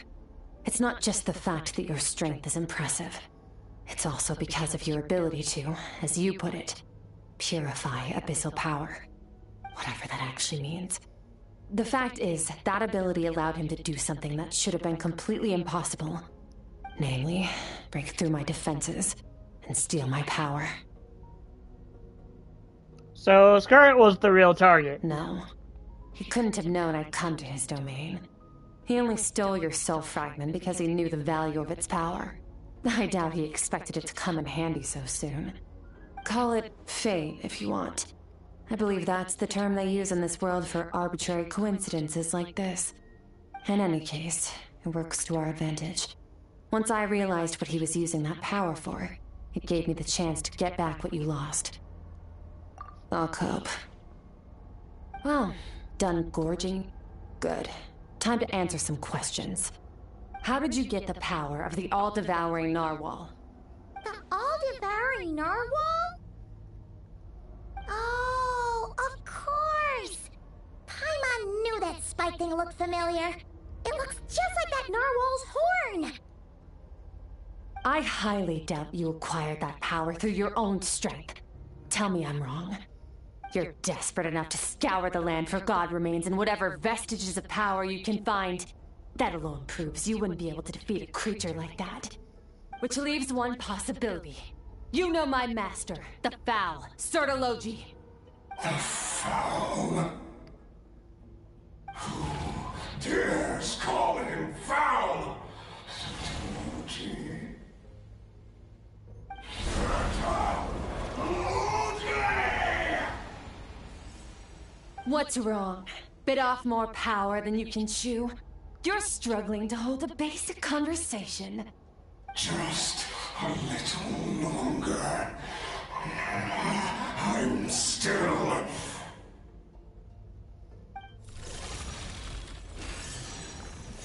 Look, it's back! Those obsessed with power will let it devour them before abandoning their pursuit. Keep calm and use reason to decide the best course of action.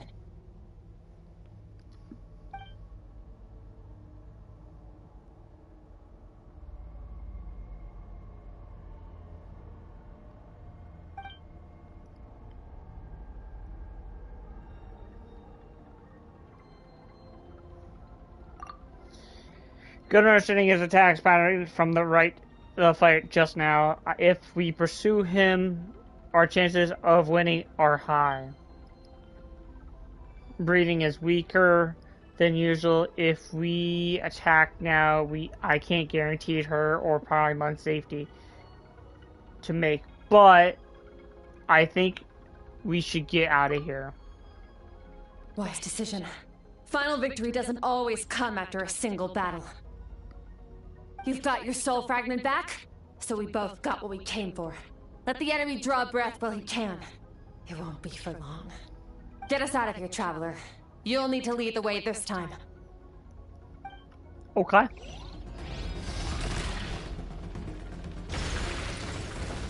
Ow. Skirk, is your shoulder gonna be okay? The wound is minor. It'll heal in no time. You should focus on getting out of here alive instead. Uh-oh! Falling spikes! Run!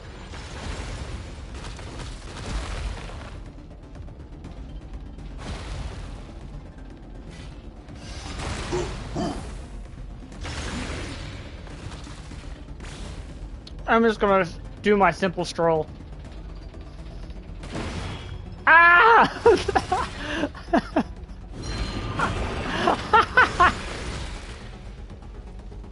Maybe a simple stroll doesn't work. So, this guy's power has something to do with the all-devouring narwhal. Did you know that all along, Skirk? I had my suspicions. That's why I decided to investigate in the first place. But suspicions...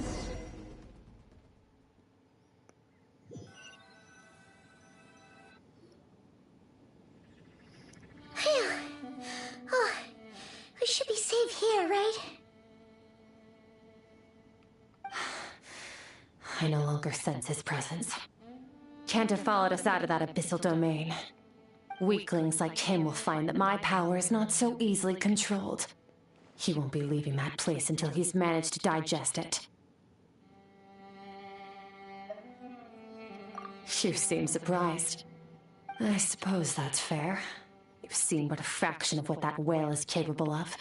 That gaping maw could swallow a planet whole. It's called the all-devouring narwhal for a reason. Devouring is what it does best. It can extract power from anything, dead or alive, as long as it manages to make physical contact. Yeah. When we had our run-in with that thing, Neverlet mentioned that it has an instinct to devour. Your dragon friend recognized the nature of its abilities and used the power of Hydro to protect you.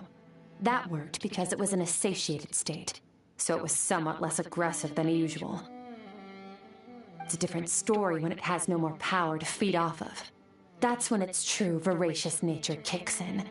It could devour everything on the planet in that state, which is why I cast it into that void space. But I hadn't counted on there being anyone left on this planet capable of wielding its power. To me, that says he must have encountered the whale a long time ago.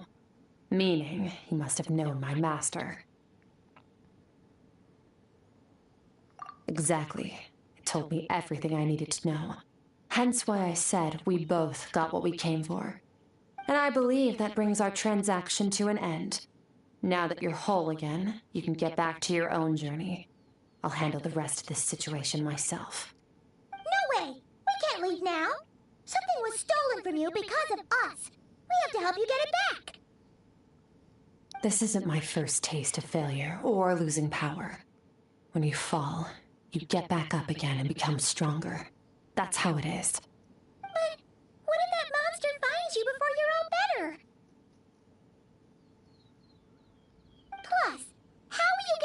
home. It's not like you can just go swoosh and open a door to the abyss again. Not without your full strength. So, sticking with us for the time being doesn't sound so bad, does it? You said I don't want to be in your debt. Well, I still am. Fair enough. Then take this. What is it? A bag of Mora. Nothing in this world is free. I know that much. I'll leave the planning to you. Hurry up and decide where to go. We shouldn't linger. We should take Skirk somewhere she can rest. Paimon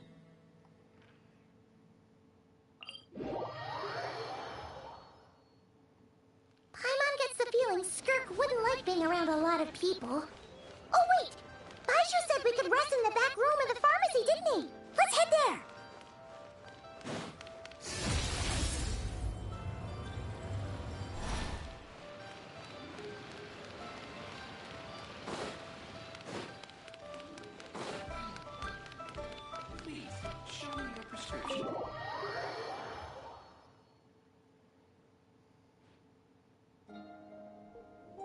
Huh.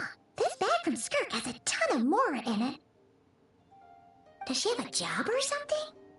Wait, no. After what we saw at Wamin Restaurant, that seems impossible. Can you imagine? It would go something like... I'll be collecting my paycheck now, boss. Oh, sure thing. Wait, who are you? Have we met? Can't hold a job if you make everyone forget about you. So, fair what did point. you do to get all this Mora? Fair point. Claimed some buried treasure, took care of a few monsters that were causing trouble. Nothing untoward. It's safe to use. You heard all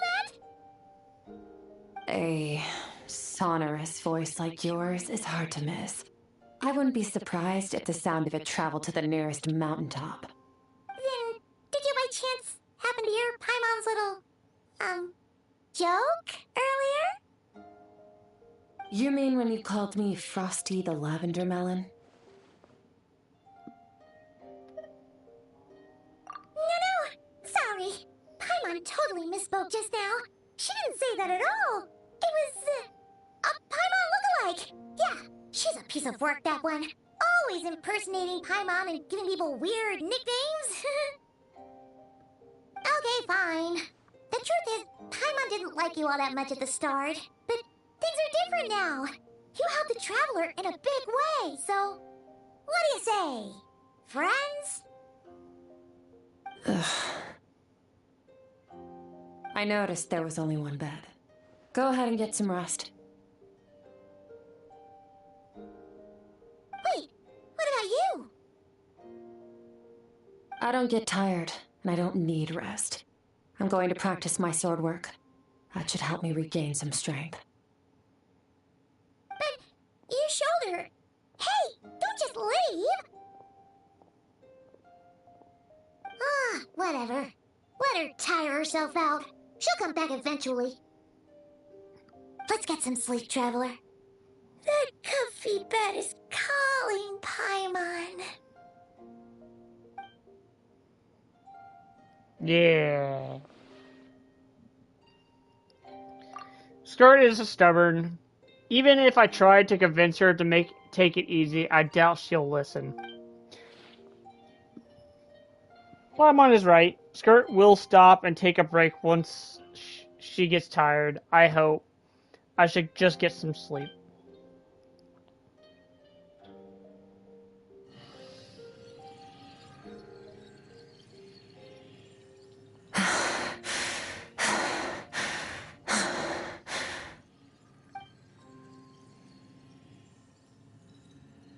Skirt. Of course, she's acting like she didn't get stabbed in her shoulder. Something seems off.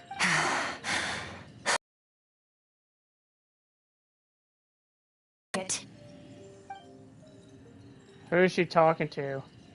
There's no one around unless... Do you even remember how many of us perished in that fire? How many bodies were left to rot on the scorched earth? Yet you alone live on. Keep your gaze fixed on your blade. You don't deserve to rest. Run, Skirk. Run! Only death awaits us here. Keep running, and don't ever look back. Right, and in that dream, I witnessed her was training alone, but there was a disembodied voices talking to her.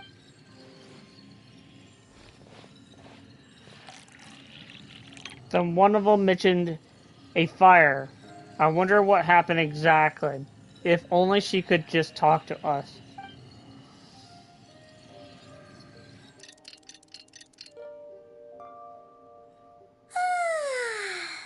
Getting an early night's sleep is the best.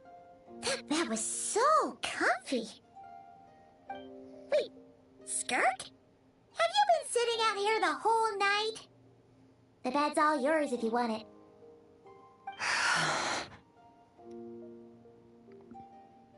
About 60%. Maybe 70. Oh, Paimon thought it would take at least a couple of days. That was fast. No, not fast enough. That's 20% less than last time. Same training regimen, same intensity. Nothing felt different, but somehow the outcome fell short.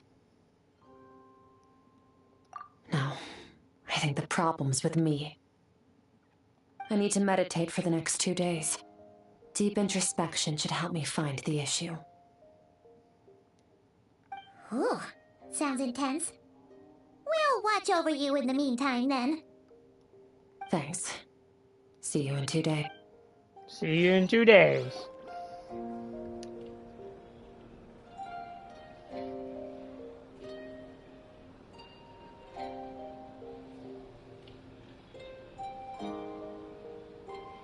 She looks so majestic.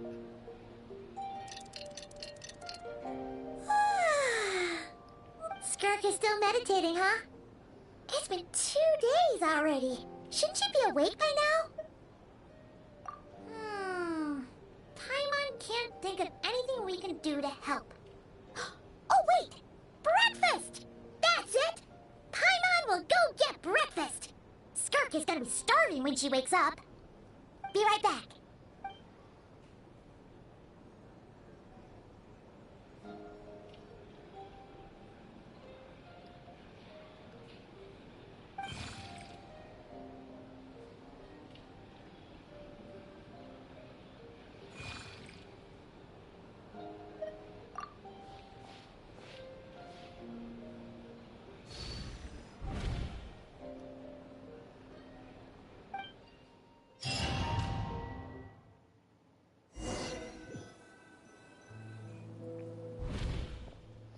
This place feels familiar, but where am I exactly? There's a towering cliff with withering trees, and a strange river flowing from the horizon all the way here, but it broken up in several times along the way, with the waterfall at each breaking point. On closer inspection, the color of the water is changing. The closer I get to the lower portion, the darker it becomes, almost as if... That's right. This is Skirk's inner world. Think of it as the threshold between the soul and dreams. This isn't your first time here, but what you remember is probably a space covered in darkness. I only managed to illuminate a small portion for you back then. So you can speak. Actually, it's my first time talking to someone like this. I only managed to break free and bring you here because the injury weakened her power. I guess that's why I can speak again, too. Call it fate, if you want. I think that's the word they use in this world for lucky coincidences like this, right? Now, before I take you to her, I gotta ask. You're the first outside visitor to ever come here, so what's your impression of this place? Oh, you noticed. This river represents Skirk's strength. Strength accumulates over time. It is the summation of a person's lived experience. So this river is where all the fragments of Skirk's life should converge into a single stream of memories and emotions, flowing forward as one. But as you can see, this river has been severed numerous times. It's because Skirk doesn't like who she was in the past. When all she sees reflected in the river is a disgraceful shadow of who she was, she cuts through water and rock with the sword of reason, severs her connection with the past, and begins anew. That reminds me of something. You must learn to shut out all the pointless emotion. Crush the self that makes you weak, and become master over your physical form. This isn't my first taste of failure or losing power. When you fall, you get back up again and become stronger. That's how it is.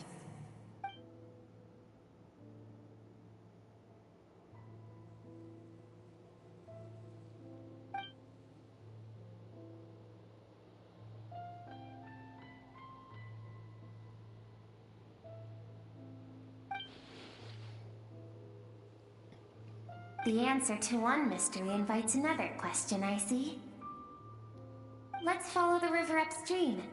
There among the cliffs, among the memories etched into her heart, lies the truth of it all. Soon, you'll understand everything. We'll see.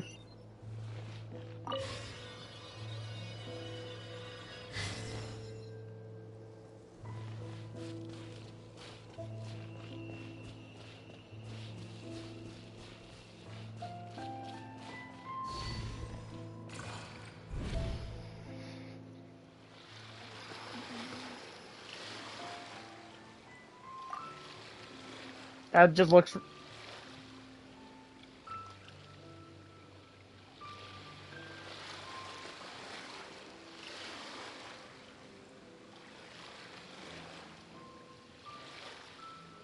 That drawing in the sand.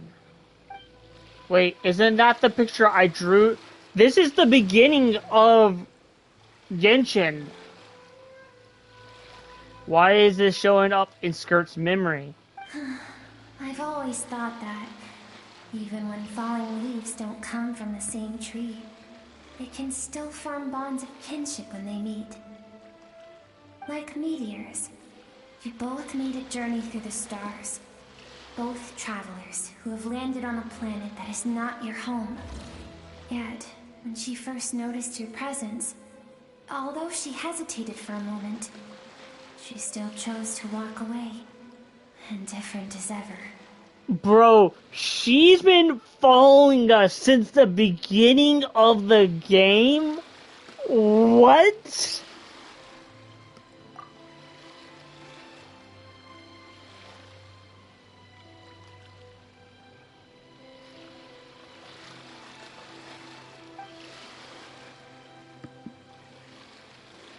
Yeah, because we drew this, when we first met Paimon, we drew this picture in the sand after saving Paimon from drowning for the first time. The very day one of the game. She made us forget who she was. She, took her presence out of our memory because she did not want to engage with us. Seems like you've answered your own question. Skirk sees herself as a trespasser in this world. She's made a conscious choice to avoid altering its path. But the reason for that decision stems from events much earlier on in her life. We were trespass. That is odd because the god we meet at the beginning of the game when we choose one of the travelers, we are considered trespassers. Let's keep going. It's still a long way to the source of the river.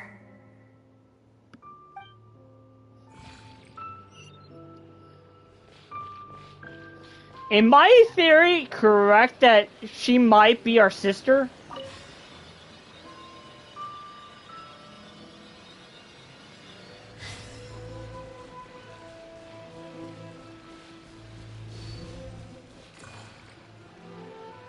You now have what it takes to wield immense power.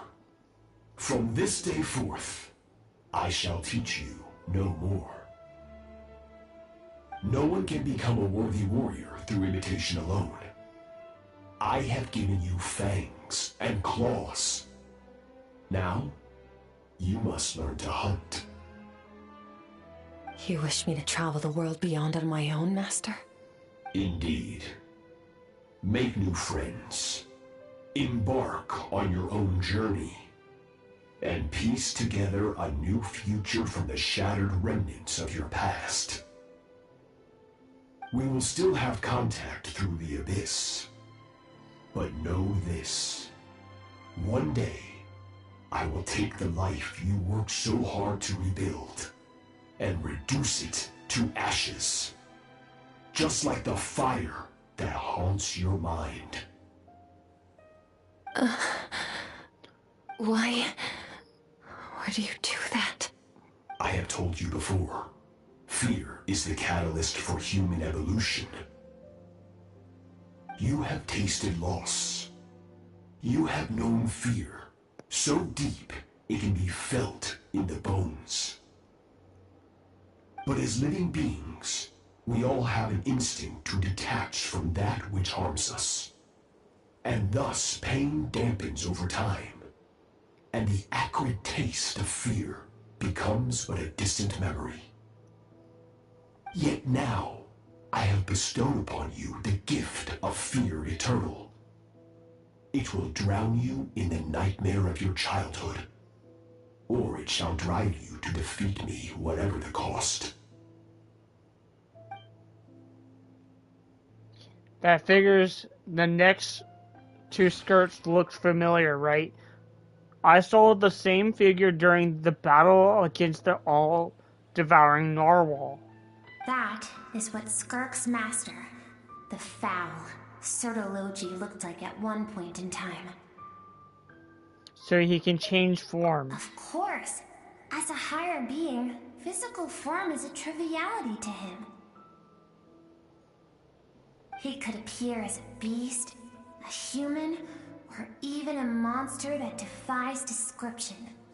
The form you see him in here, clad in abyssal armor, is the one he usually wears when traveling through the stars.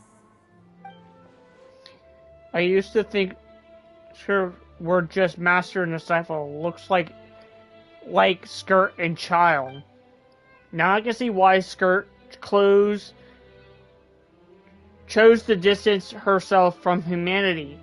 Told her to put drowned roots here, while at the same time threatened to destroy whatever life she managed to create. For certain reasons, I need to bridge the power gap between me and my master as quickly as possible. But first, I need to understand the source of his strength. To do that, I need to follow in his footsteps, walk the path he once walked, and somewhere along the way, I'll find out how to defeat him. That is my sole focus and purpose.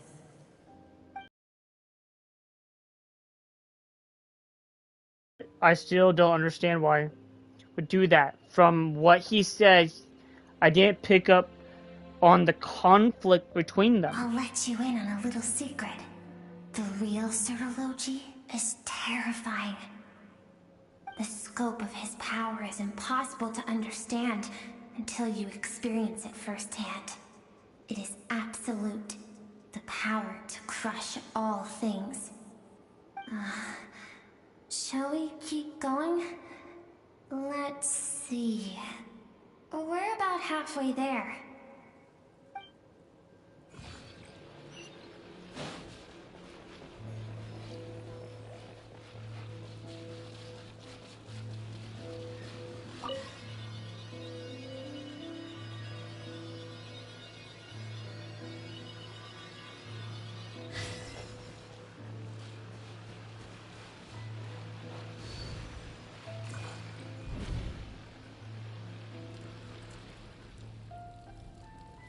This must be Skirt when she was young.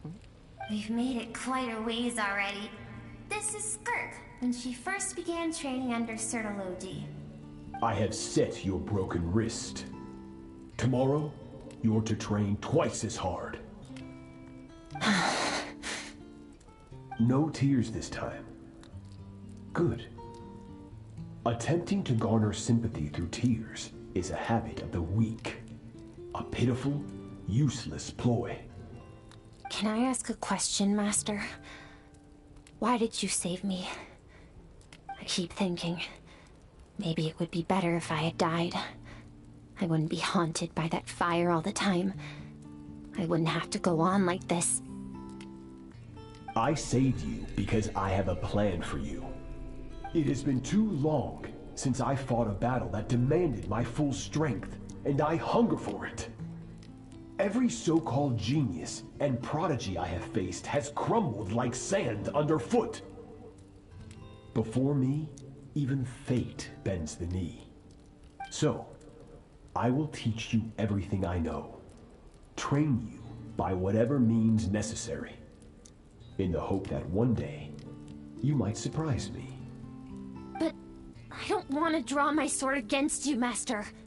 What you want matters little. Among the boundless sea of stars, the cries of the weak are but faint murmurs that disappear into the void. You of all people know that well. Yes, Master. From that day forward, all she knew was grueling training, emptiness, and fatigue. After some time, her talent bloomed, and she gained control over her emotions, like her master. How should I put it? It was not that human emotion disappeared from her heart, but that reason came to dictate all she was allowed to feel. I suppose it was at this point that she became the skirk you know today.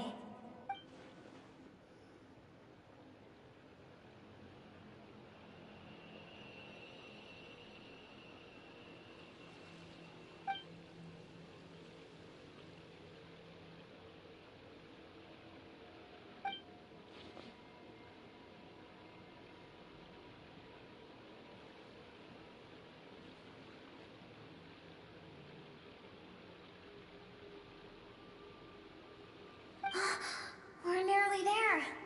I almost don't want to reach the end. Well, shall we?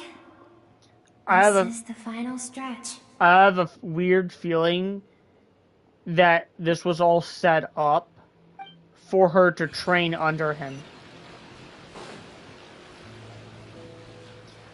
He probably hired those people to destroy her village.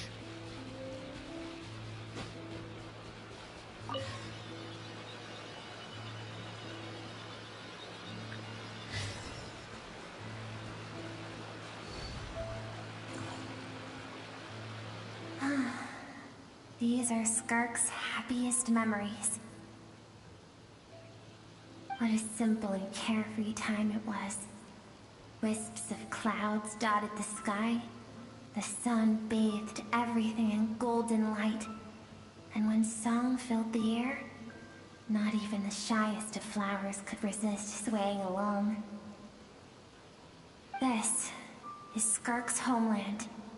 She was so curious about everything as a child, always skipping school to go exploring instead. There was so much to discover. The treasures at the bottom of the sea, the secrets beyond the stars, and that merchant ship packed with adults wearing those strange clothes. It was a spaceship. When it arrived, the people that disembarked wore smiles on their faces and spoke of friendship. They claimed to be merchants from a neighboring planet, looking to establish trade. Skirk's parents, her relatives, her neighbors, everyone welcomed the newcomers with open arms and allowed them to explore the planet. To them, the visitors were guests and should be treated with hospitality. No one had any idea of what was to come. Several months later, An army of unknown origin arrived without warning and carried out a ruthless campaign to destroy everything and everyone on the planet.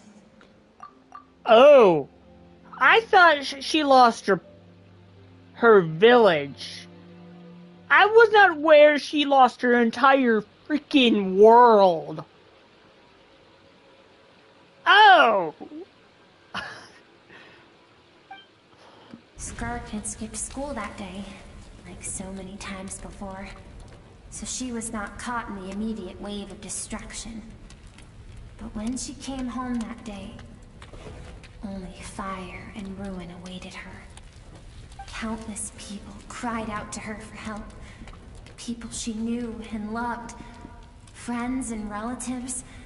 The little girl who lived next door. The shop owner with the bad leg. The bad-tempered teacher she had made fun of just that morning. Their lives were discarded like worthless trash as the fire consumed one life after another. Skirk was helpless. All she could do was run. And so she did. She kept running until an unexpected figure crossed her path. If Sertology hadn't been there in that moment, the fire would have claimed her life too. And there she would have remained, left to rot in the scorched earth, with no answer as to why any of this was happening.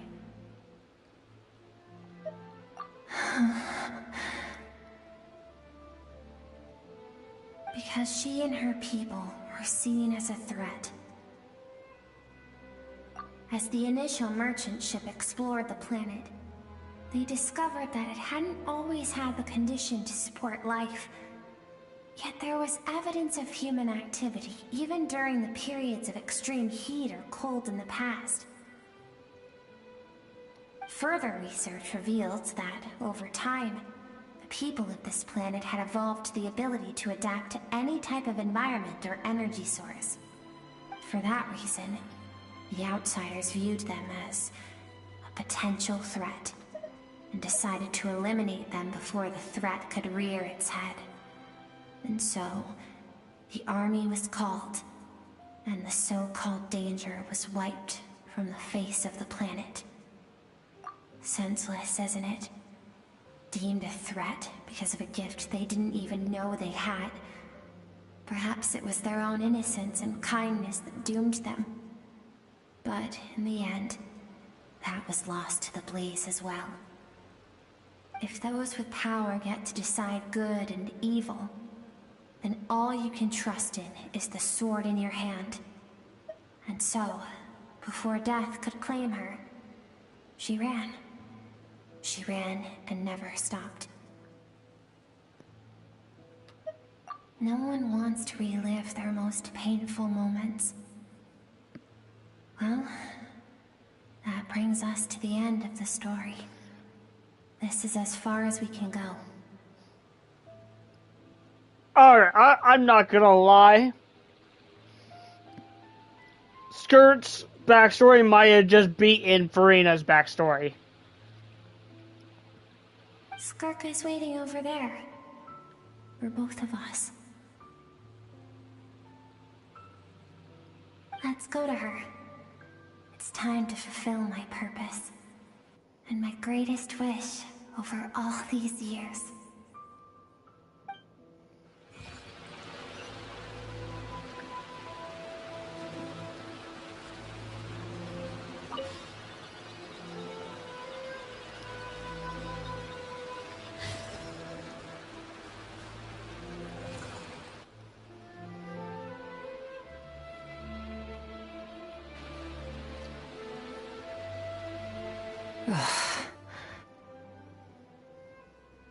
So all this, just so you could bring him here.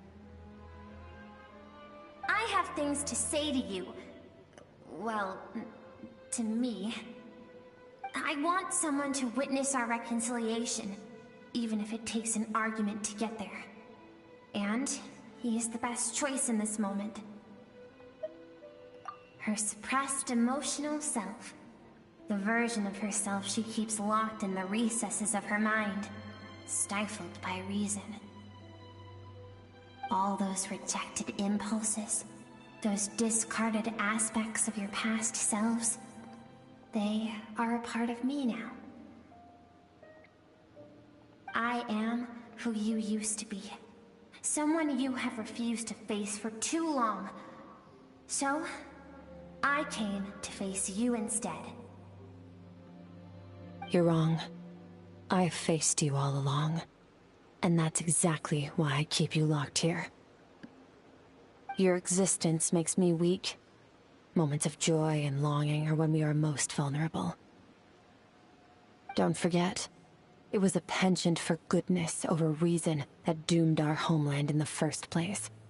The vastness of the universe renders everything insignificant. Our feelings most of all. Even so, learning from the mistakes of the past doesn't have to mean erasing everything.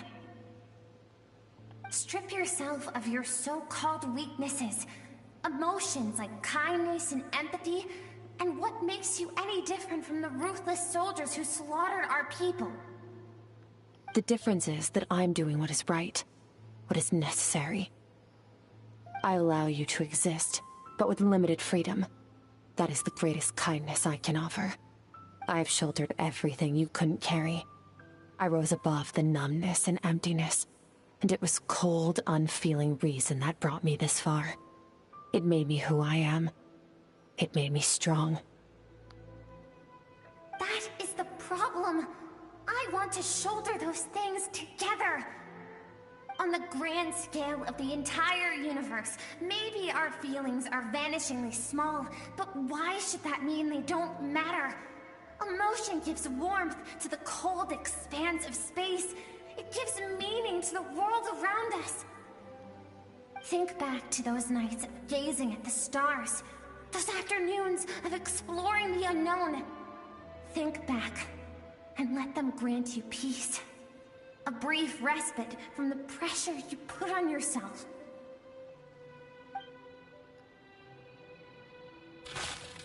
That isn't what we need.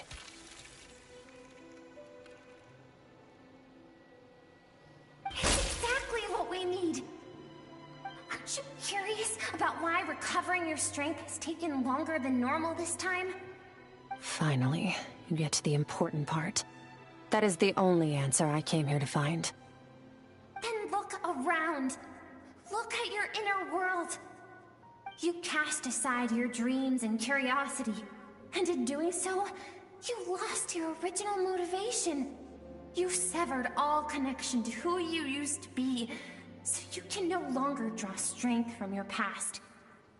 Now, the only things driving you forward are fear and survivor's guilt. But these cannot take you far enough. And so, this river, the source of your strength, grows more polluted by the day.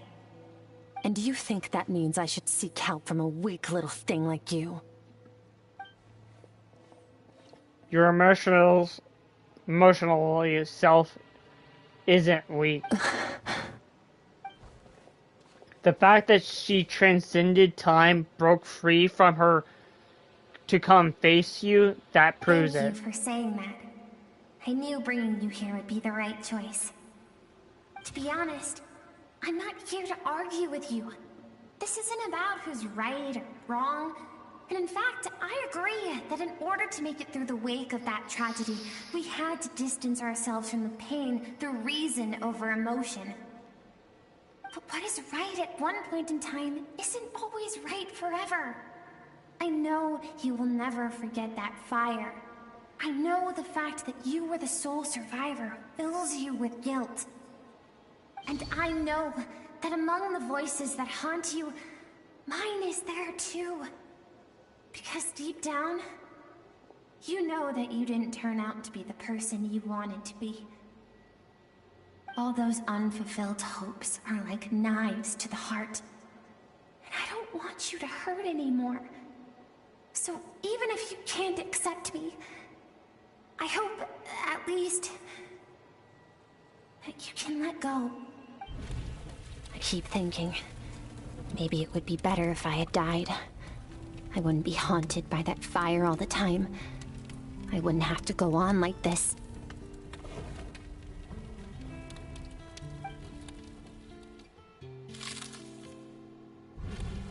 Your dad and I, we're not afraid to stare death in the face, but we need you to survive.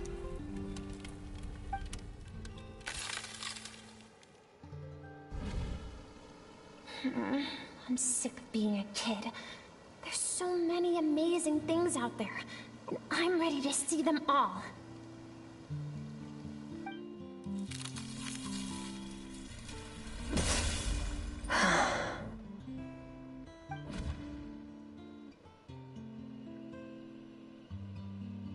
I remember. There was a song Mom and Dad always sang when we went out to fetch water. Dancing water. The sand along your path is begging for your song and movement. Will you carry this burden with you on your journey?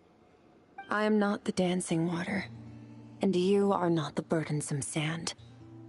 But if this is your wish, then I will carry you with me until the end.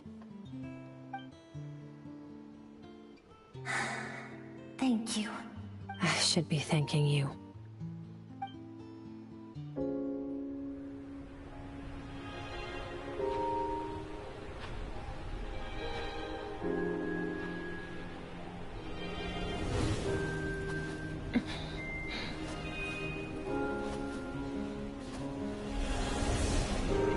Run, Skirk, run! Remember!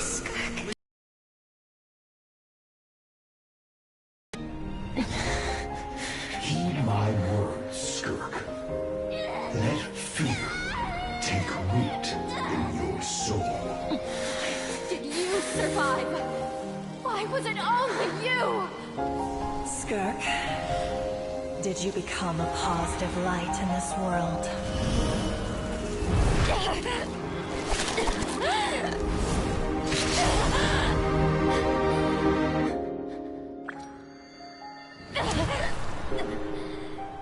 Hey, this doesn't have to be the end.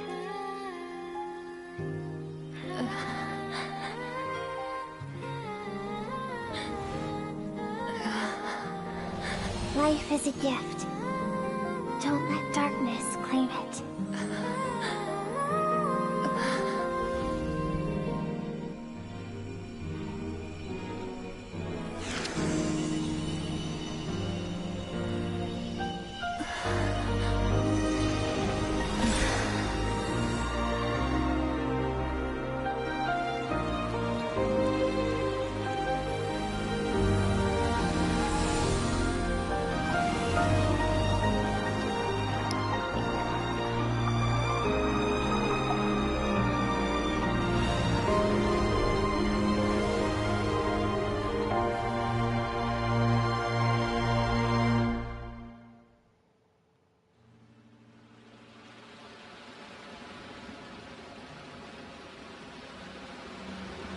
So, you saw my memories then.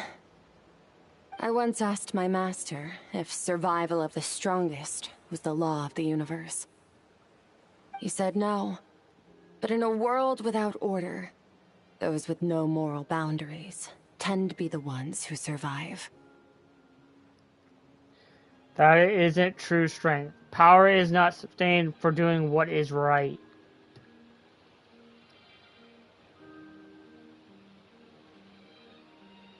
Power is not a substitute for doing what is right. That's why, after hearing his answer, an idea came to mind. An idea that, one day, I would create a new world order. One in which there would never be another tragedy like that fire. One in which power was not the law of the land. But that means I must defeat him. Because my master, Sertologi, is, at the core, a defier of all rules and order. Yes, And not just because of the gap in our abilities, but also because I have no reason to see him as an enemy. Although his decision to train me was not made out of kindness, he did everything a master should. He saved my life, taught me the sword and the principles of strength. And for that, I respect him. But he intended to face you in a battle one day. I know. And it's not something I want. But Master never goes back on his word. I have to treat everything he says as a promise. He's no longer into that. But he sends me messages through the abyss every now and then. Most of them are simple greetings, or an answer to one of my questions. Every time I hear from him, my heart skips a beat. And I wonder if this is the moment where he'll finally appear before me and tear down everything I've built to pieces. Maybe that means I do live in eternal fear, just like he said. Yes, I respect him, but I'm also afraid of him. And for that reason, the pursuit of strength consumes every moment of my life. I don't know what Master has planned, but I have to be ready. I'll help you. Me? Why? This isn't your fight. Because if we want to build a world we both want to see, everyone has to be willing to fight for it. If we all do our part, we can make the entire universe a kinder place.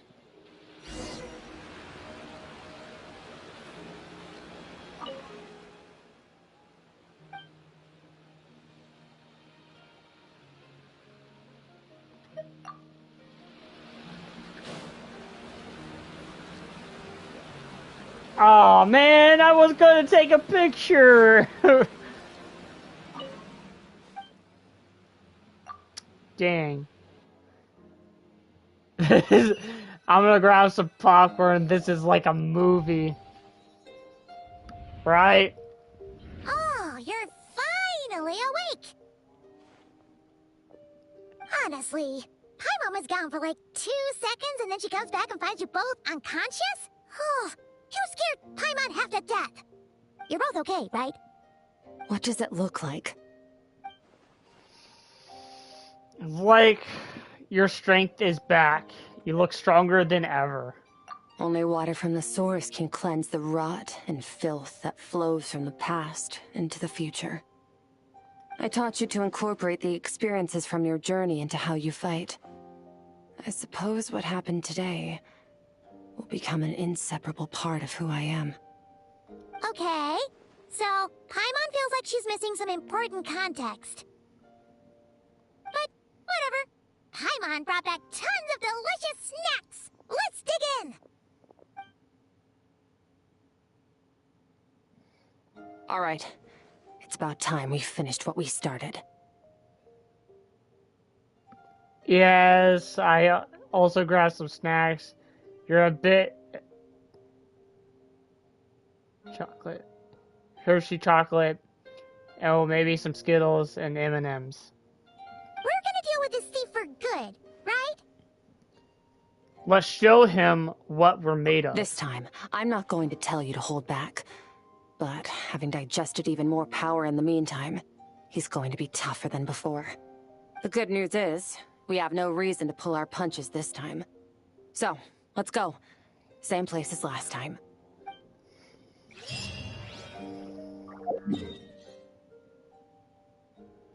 I gotta go all the way back. Fearless.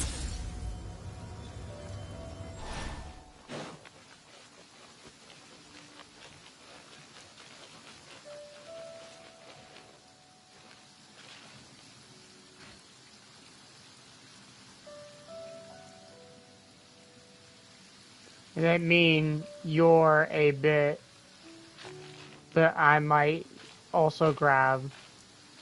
Yeah. There you go. You're good. You're good. Maybe before I end this stream, I'll do a few fights. Maybe we'll continue and do another quest and just make a full-on 6-hour stream.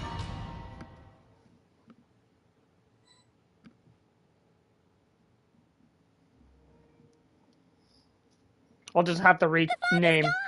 We'll probably have to rename the title. Wait, isn't that the form the all-devouring narwhal changed into? How come he knows that too? That's what the fowl uses to look like. Really? So, you're telling Paimon that giant whale and this guy can both turn into the fowl? How does that work? It's a subconscious instinct. Any intelligent being who longs for his level of strength is bound to mimic his appearance. It's a natural response after encountering someone as powerful as Master. To them, he represents ultimate power. We know the person before us has encountered Master, and we know he stole a portion of my power. So it's not surprising that he would assume this form. Okay. Oh, the closer Paimon looks, the more intimidating it gets. Nervalette isn't here this time, so it's up to us. He won't have the nerve to steal again after we're done with him. Let's teach this guy a lesson. Oh boy. Oh boy. Bombs away! Into the void! Extinguish! Haven't forgotten your training, I hope.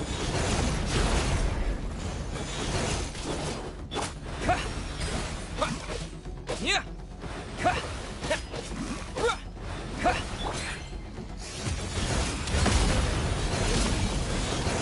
Power.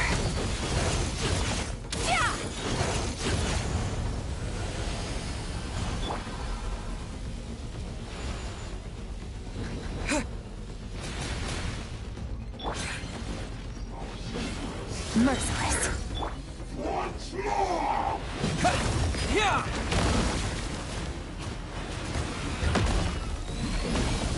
Go. Fearless. Alright. We're gonna do a big hit here. Out. Bombs away! Another star goes out! Annihilate! Beyond this world.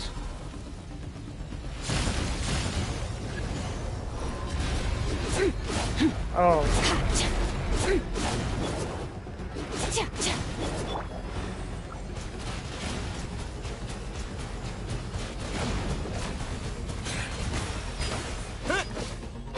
Water jet! Surge!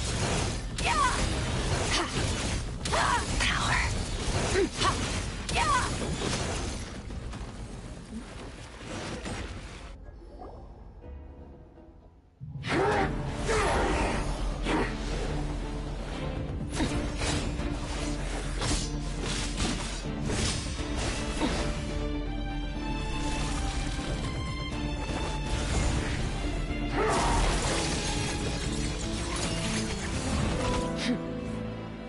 Haven't had enough of my power.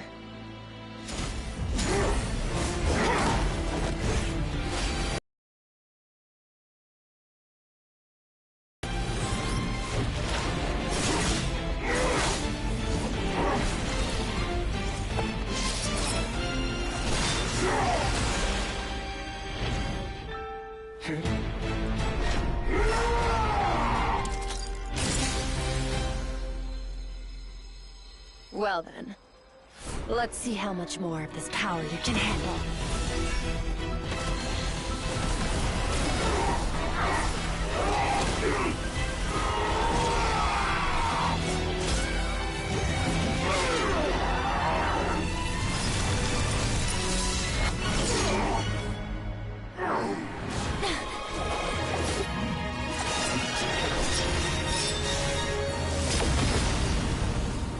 She took our own sword we threw at her and used it to kill him.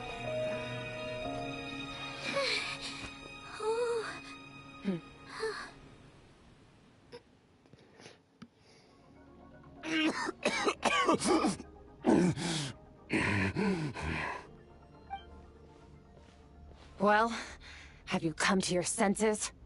You saw that my body was at its limit.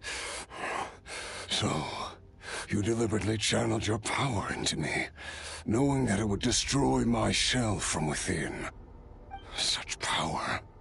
Such keen battle instincts. So, you must be... Skirk, Sertologi's disciple. How long has it been? How long has he been away from Tevat? Hundreds of years. Hundreds? Sorry. It's a lot to take in. I should introduce myself. I am Skofnungar, a friend of your master and one of his followers. This is the first time I've heard your name, Skirk. But hundreds of years ago, I knew you existed. And I knew you would come here. Hundreds of years ago? Sounds like you and Master have quite the history. Care to tell us about it? Of course. Might as well take advantage of a clear head while I can. The story starts a long, long time ago.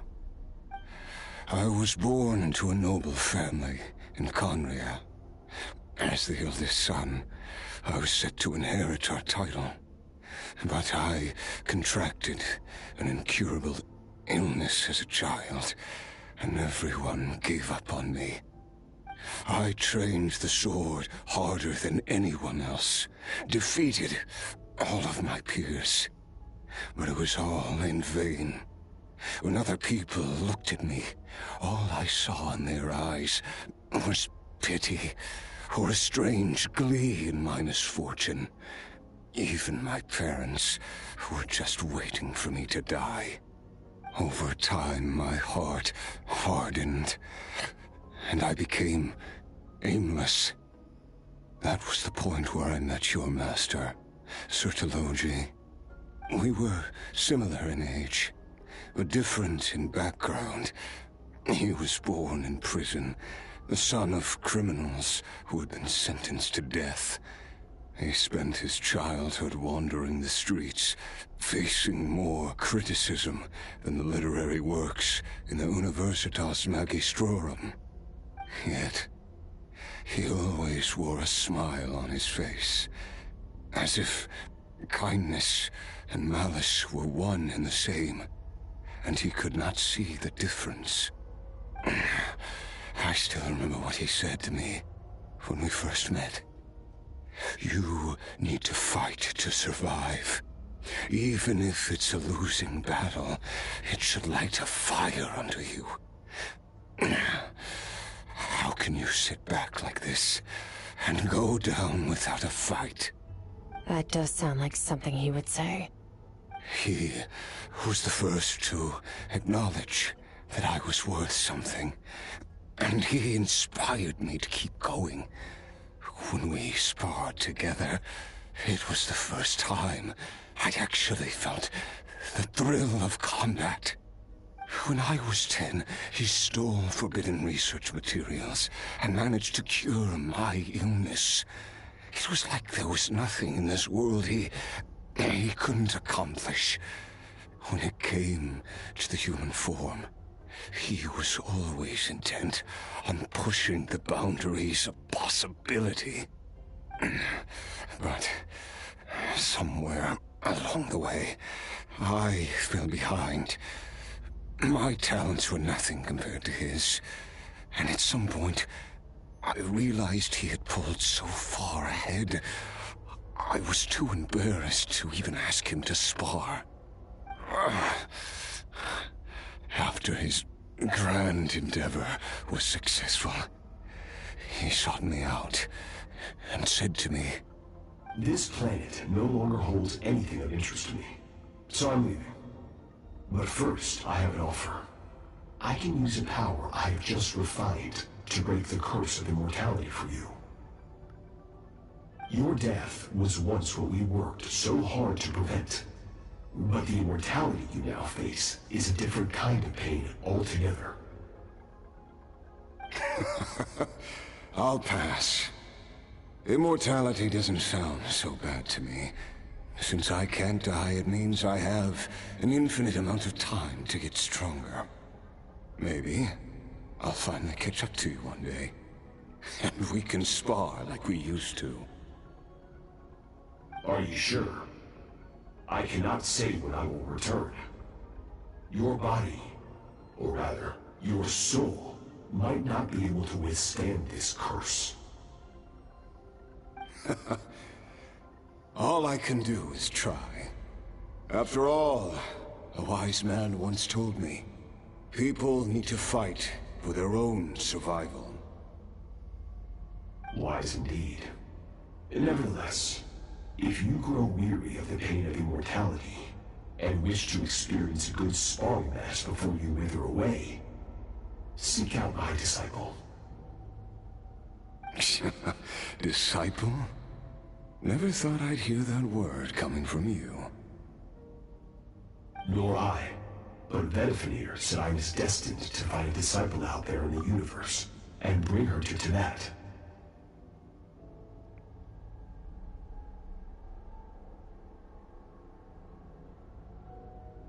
Who is this Veltadir?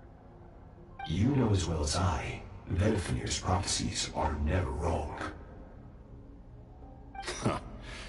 Well, now I'm curious about who this disciple of yours will be. All Vedifenir said was that one day, the stars shall bow in her honor. Sounds pretty impressive. Of course. Only the most outstanding people would have the right to become my disciple. Still self-assured as ever, I see. But you're not wrong. I'll be leading them. Oh, and if you are serious about getting stronger, I left you a little gift in the Primordial Sea. As I said before, walk whatever path you want. Freedom means even the wicked get to make their own choices. Waiting for me in the Primordial Sea was the all-devouring narwhal, already beaten into submission by Sertologi. In its weakened state, I was able to cut off part of its flesh and sew it into my own heart. Your heart? That sounds like torture! How did you even survive that? His mortality, man. Because, of course, I bear the curse of immortality. So, you used the curse to turn yourself into a vessel for power. Even with that whale's ability, devouring power like that is not something the human body can withstand. With your body and soul constantly at the breaking point, it was the curse of immortality that sustained you. But that is not the path to strength. You have to pour your heart into it, work for it, dream of it. Instead, you stole something that didn't belong to you, and it backfired. You're right. I should have known better, but I had already pushed myself to my limits, and he was still miles ahead of me. So I had to take a leap of faith. I miss your master. I miss the days when we were all together, troublemakers without a home. I don't regret the choice I made. But if you'll allow it, I do want to apologize. To both of you. After the beating we just gave you, I think we can call it even. You're an interesting one as well. Sertologi's disciple. That's a lot to live up to. It can't have been an easy experience. I know what he's like. He rules with an iron fist, using despair and fear to force you to catch up to him. All the while, standing ever out of reach. We're like mountain climbers in the dark, never knowing how much higher we have to climb, or when we will see the sun again. True. But I made up my mind long ago. No matter how dark it gets, I will not give in to despair. I will overcome it. Besides, after hearing your story, I suspect what Master really wants is not a battle that demands his full strength, but rather a defeat without regrets. Oh? Since you're his friend, you must have some things in common. First time we came here, when you stabbed me through the fog and stole my power, I felt no emotion coming from that spike. But when you had to devote all your strength fighting me just now, I could feel joy and passion emanating from your blade. It was the joy of a researcher discovering the truth of the world. The joy of an artist uncovering a temple of wonders. Interesting. I'm certain I didn't express those emotions outright. Yet you were able to read them from my blade, like a glimpse into my inner world. You're right. That battle brought me an unbridled sense of joy, and my defeat brings me no regret whatsoever. Exactly. I think Master also craves a battle like that. One where his opponent forces him to use all his strength, unlock the extent of his potential, and transcend his own limits. A battle to end all battles. After which, all can come to an end.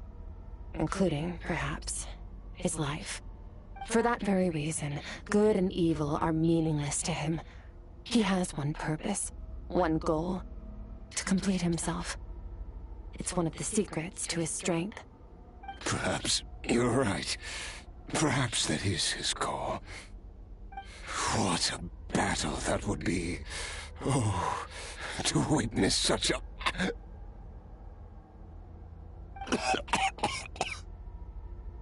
you okay? Too many different kinds of power are surging through my body. The curse of immortality allows it all to coexist, but it does not remove the pain. I won't be able to hold on to my sanity for much longer.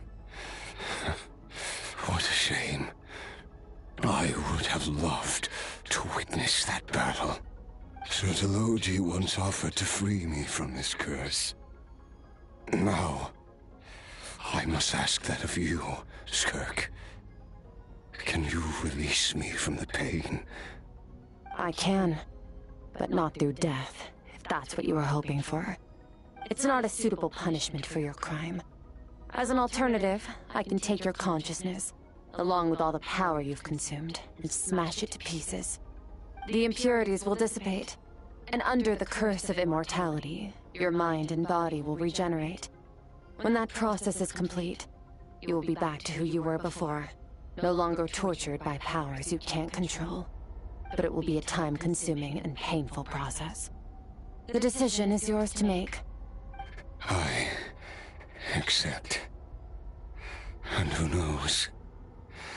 Perhaps I'll wake up in time to witness your great battle with Sertologi.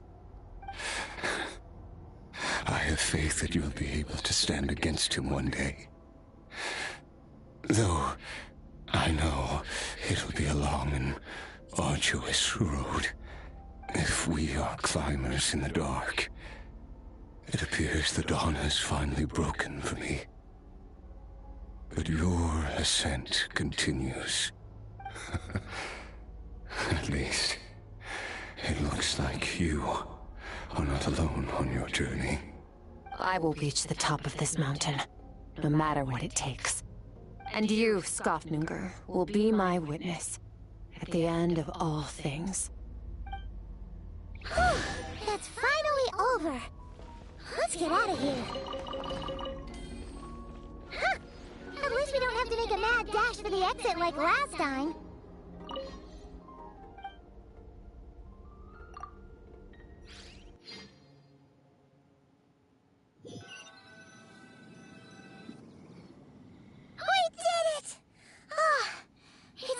few days, but it feels like forever.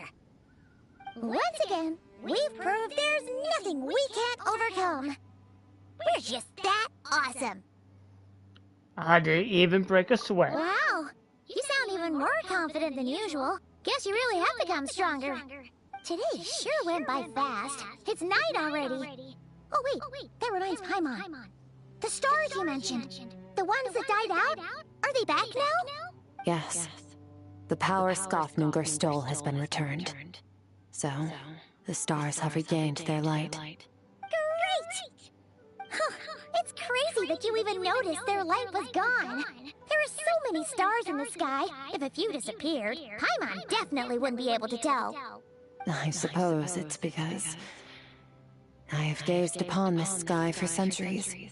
The false stars, hanging in the meticulously planned sky, glittering with rotten light. That's such a nice view, guys.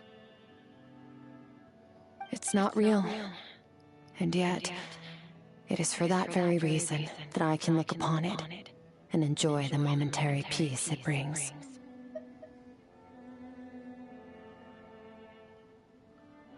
Even the most beautiful of bubbles has to burst. We will return to the real universe one day, whether of our own volition or not. Time marches ever forward. Even the innocent and naive will taste life's bitterness.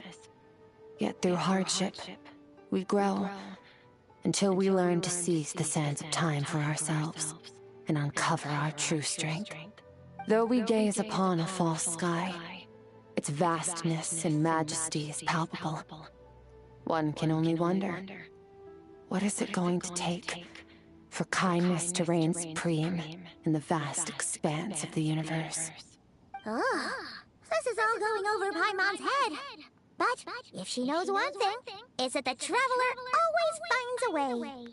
Ever since we met, he has filled Paimon's days with happiness. No matter how tough things get, he always finds a way to make it better. If it's too big a job for one person, then he'll do it with two. And if two's still not enough, then three. We've met so many amazing friends, and accomplished so many amazing things. As long as we don't give up, we can make any wish come true. I suppose when it comes to you, anything is possible. Well, I should be going. Now that my power is no longer isolated from my emotions, I need more practice to get used to it. When will we meet again? I suppose fate will decide. Maybe we'll bump into each other on the street. Or maybe we'll reunite on a different planet entirely. Regardless, reunions and partings are but passing moments. More than anything, I hope that, at the end of this journey, we stand in a world reborn. One without war, pain, or forced partings. One where new life can bloom, even where there was once nothing but scorched earth. For this, we must all work to become stronger. Goodbye, Traveler. Remember your training. Make sure to put it to use.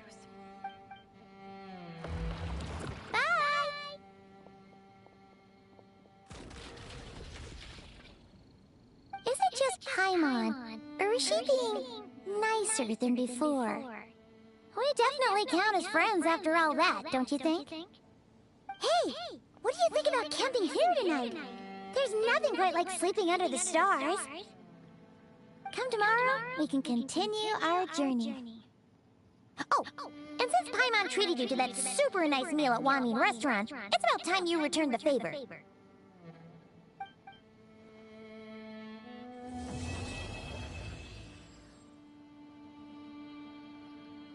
Let's go. We completed Skirt's story quest. And because we did... Oh, wait.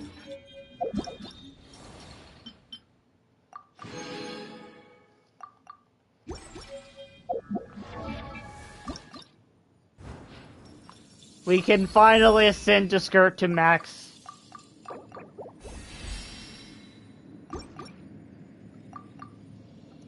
Yeah.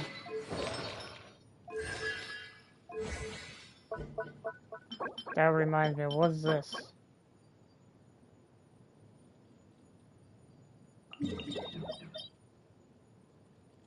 Oh! Okay.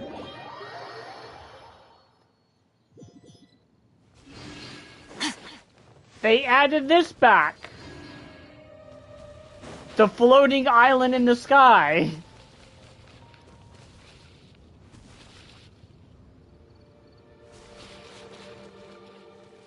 Let me, yeah, let me fight this boss again, real quick.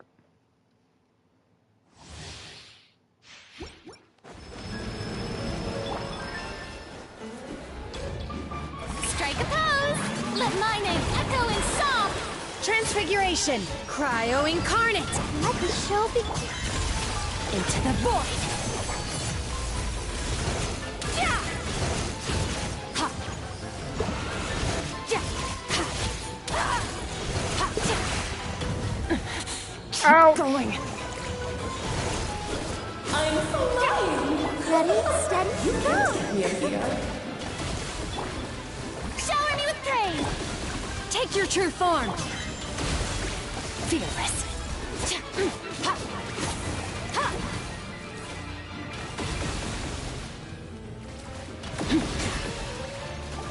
Fearless! Let's dance!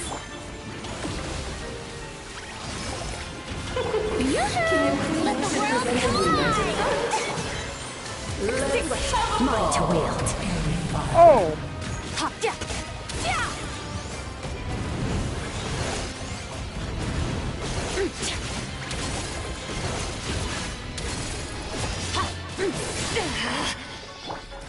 Go far! Yeah! Come on! We can do it! Transfiguration! Strike a pop! Merciless! Yeah! Phase 1 done. We don't typically need to get this cutscene every single time. But I do. It had to be this form? A toy really doesn't suit me. Well done, but this isn't over. I will now preside over the second trial. Stare straight ahead, and you will see things as they appear. But change your perspective, and you will see them as they are.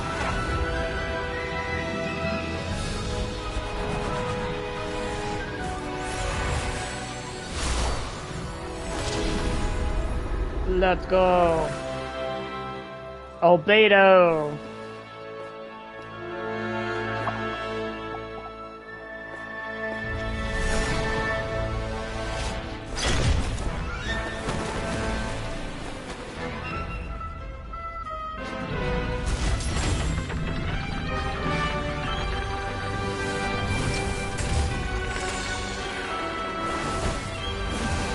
This is probably one of the coolest boss fights in this game. The trial awaits.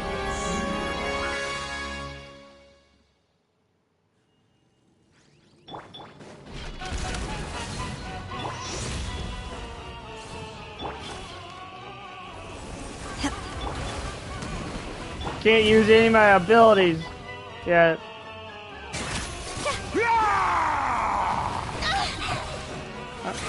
Take your true form! In your dreams! Ow. My ordinance divine! That. Let the show begin! Let's cause fire! Let mine... Never star goes out! Annihilate! Ha! You overestimate. With what almighty This calls for some pomp and ceremony.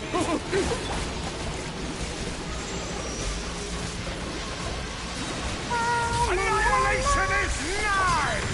Search! Oh! Someone else! Hey, okay.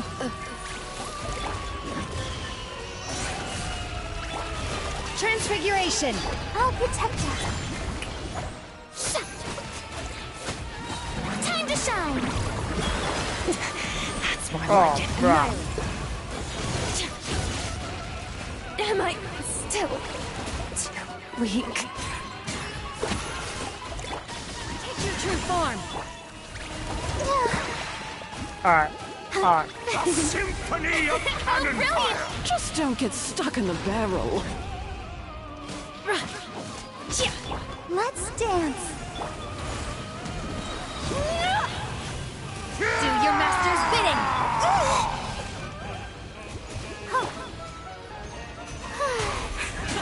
And now, a towering return to form! Strike a pop.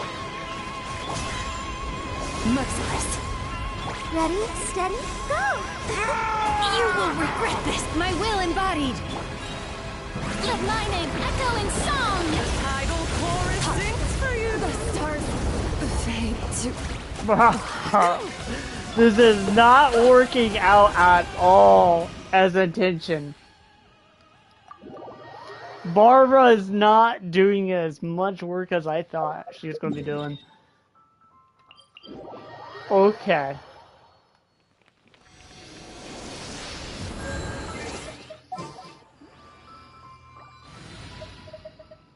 Yeah, Barbara's not doing as much as I intended to do. Let's try this again.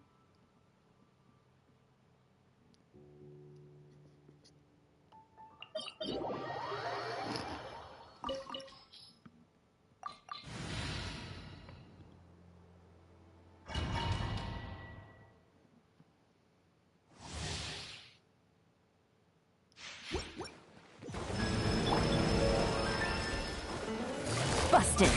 Game's up. Fun's over. Take your true form.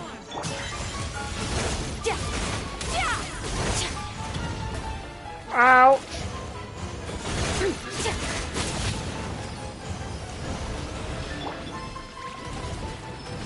Gotcha.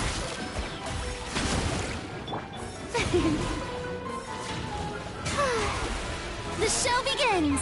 One first time is far too slow. Ramming speed!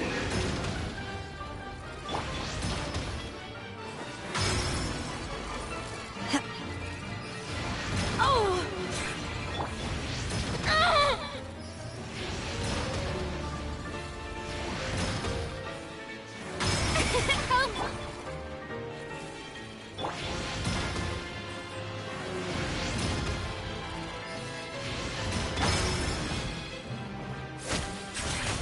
Let the world come alive! Busted.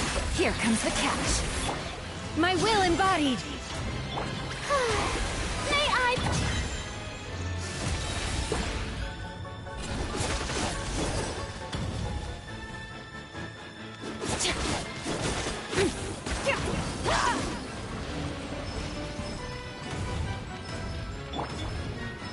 I'm fine! You can't get me up here. Gotcha.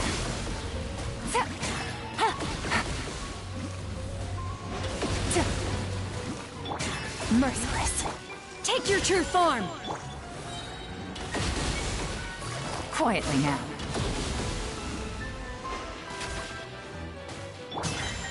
Extinguished. This is getting interesting.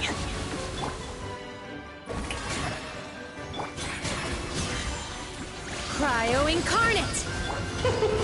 Things are about to get dicey. Let my name echo in song! Merciless.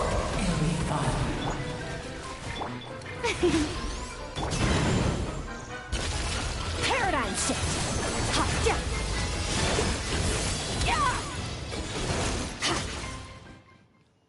Much better.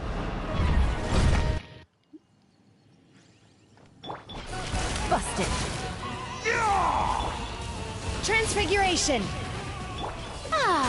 Oh.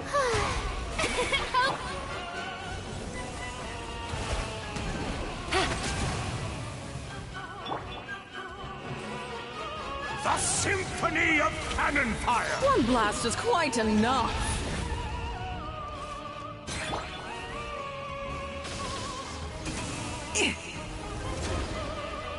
The show begins! It is time to slay our foes Quietly. with one. My will and almighty this calls for some strike! pomp and ceremony. Good lord, I'm just I've getting lost your my lines. place. Where were we? Let the world collide! Here comes the catch. Transfiguration. Feel this. Another star goes out. Do your master's bid in your dreams! May I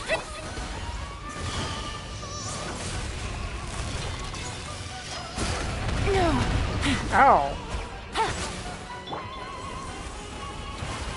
My will embodied.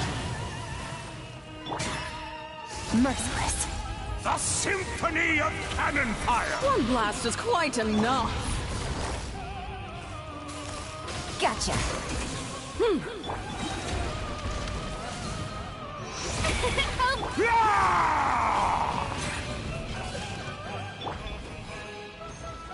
Busted. And now, Things are a about to towering get dicey. return Let to my name form! echo in song!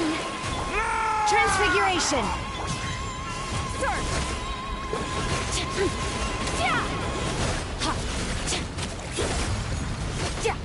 Oh no! Sorry, my dear.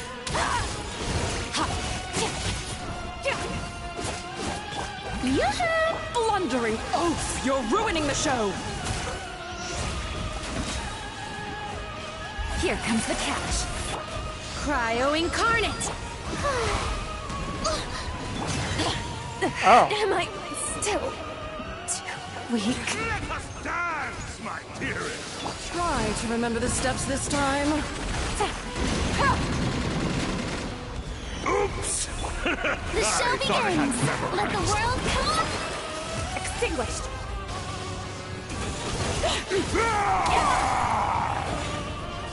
Ow. My will embodied. Gotcha. It is time to slay our foes with one almighty This calls for some strike! pomp and ceremony. Good lord, I was I've getting lost your my lines. place. Where were we?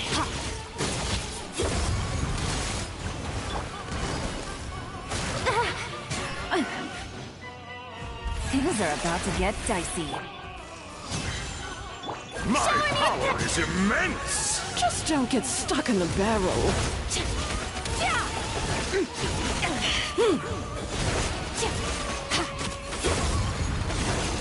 Time to shine! Take your true form. Quietly now. Feel this. Let us dance, my dearest! Try to remember the steps this time. My will embodied. By ordinance divine.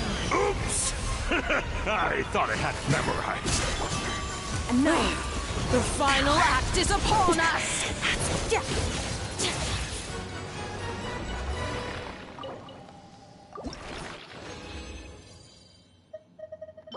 Is that what I need for Skirt? I really hope so. Probably not. No, it isn't. I gotta wait till next week then. That's okay.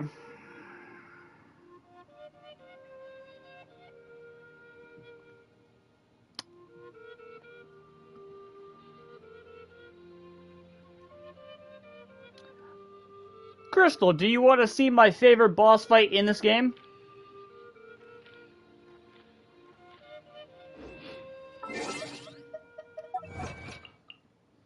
If you're still here.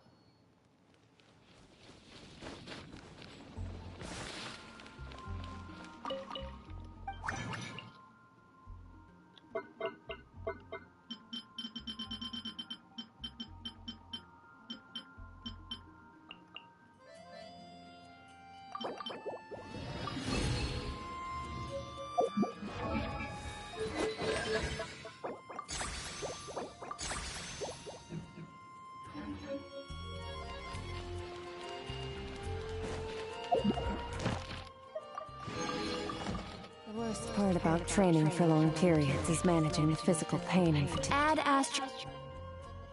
Thank you for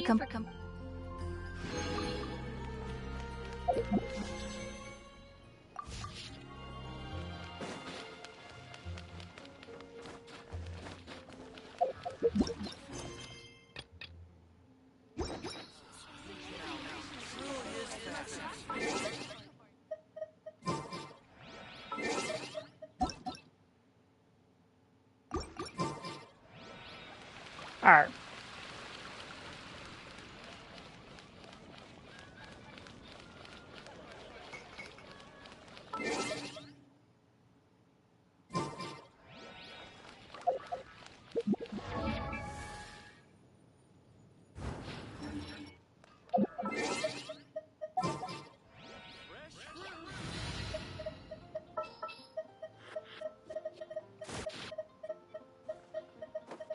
Wish me luck.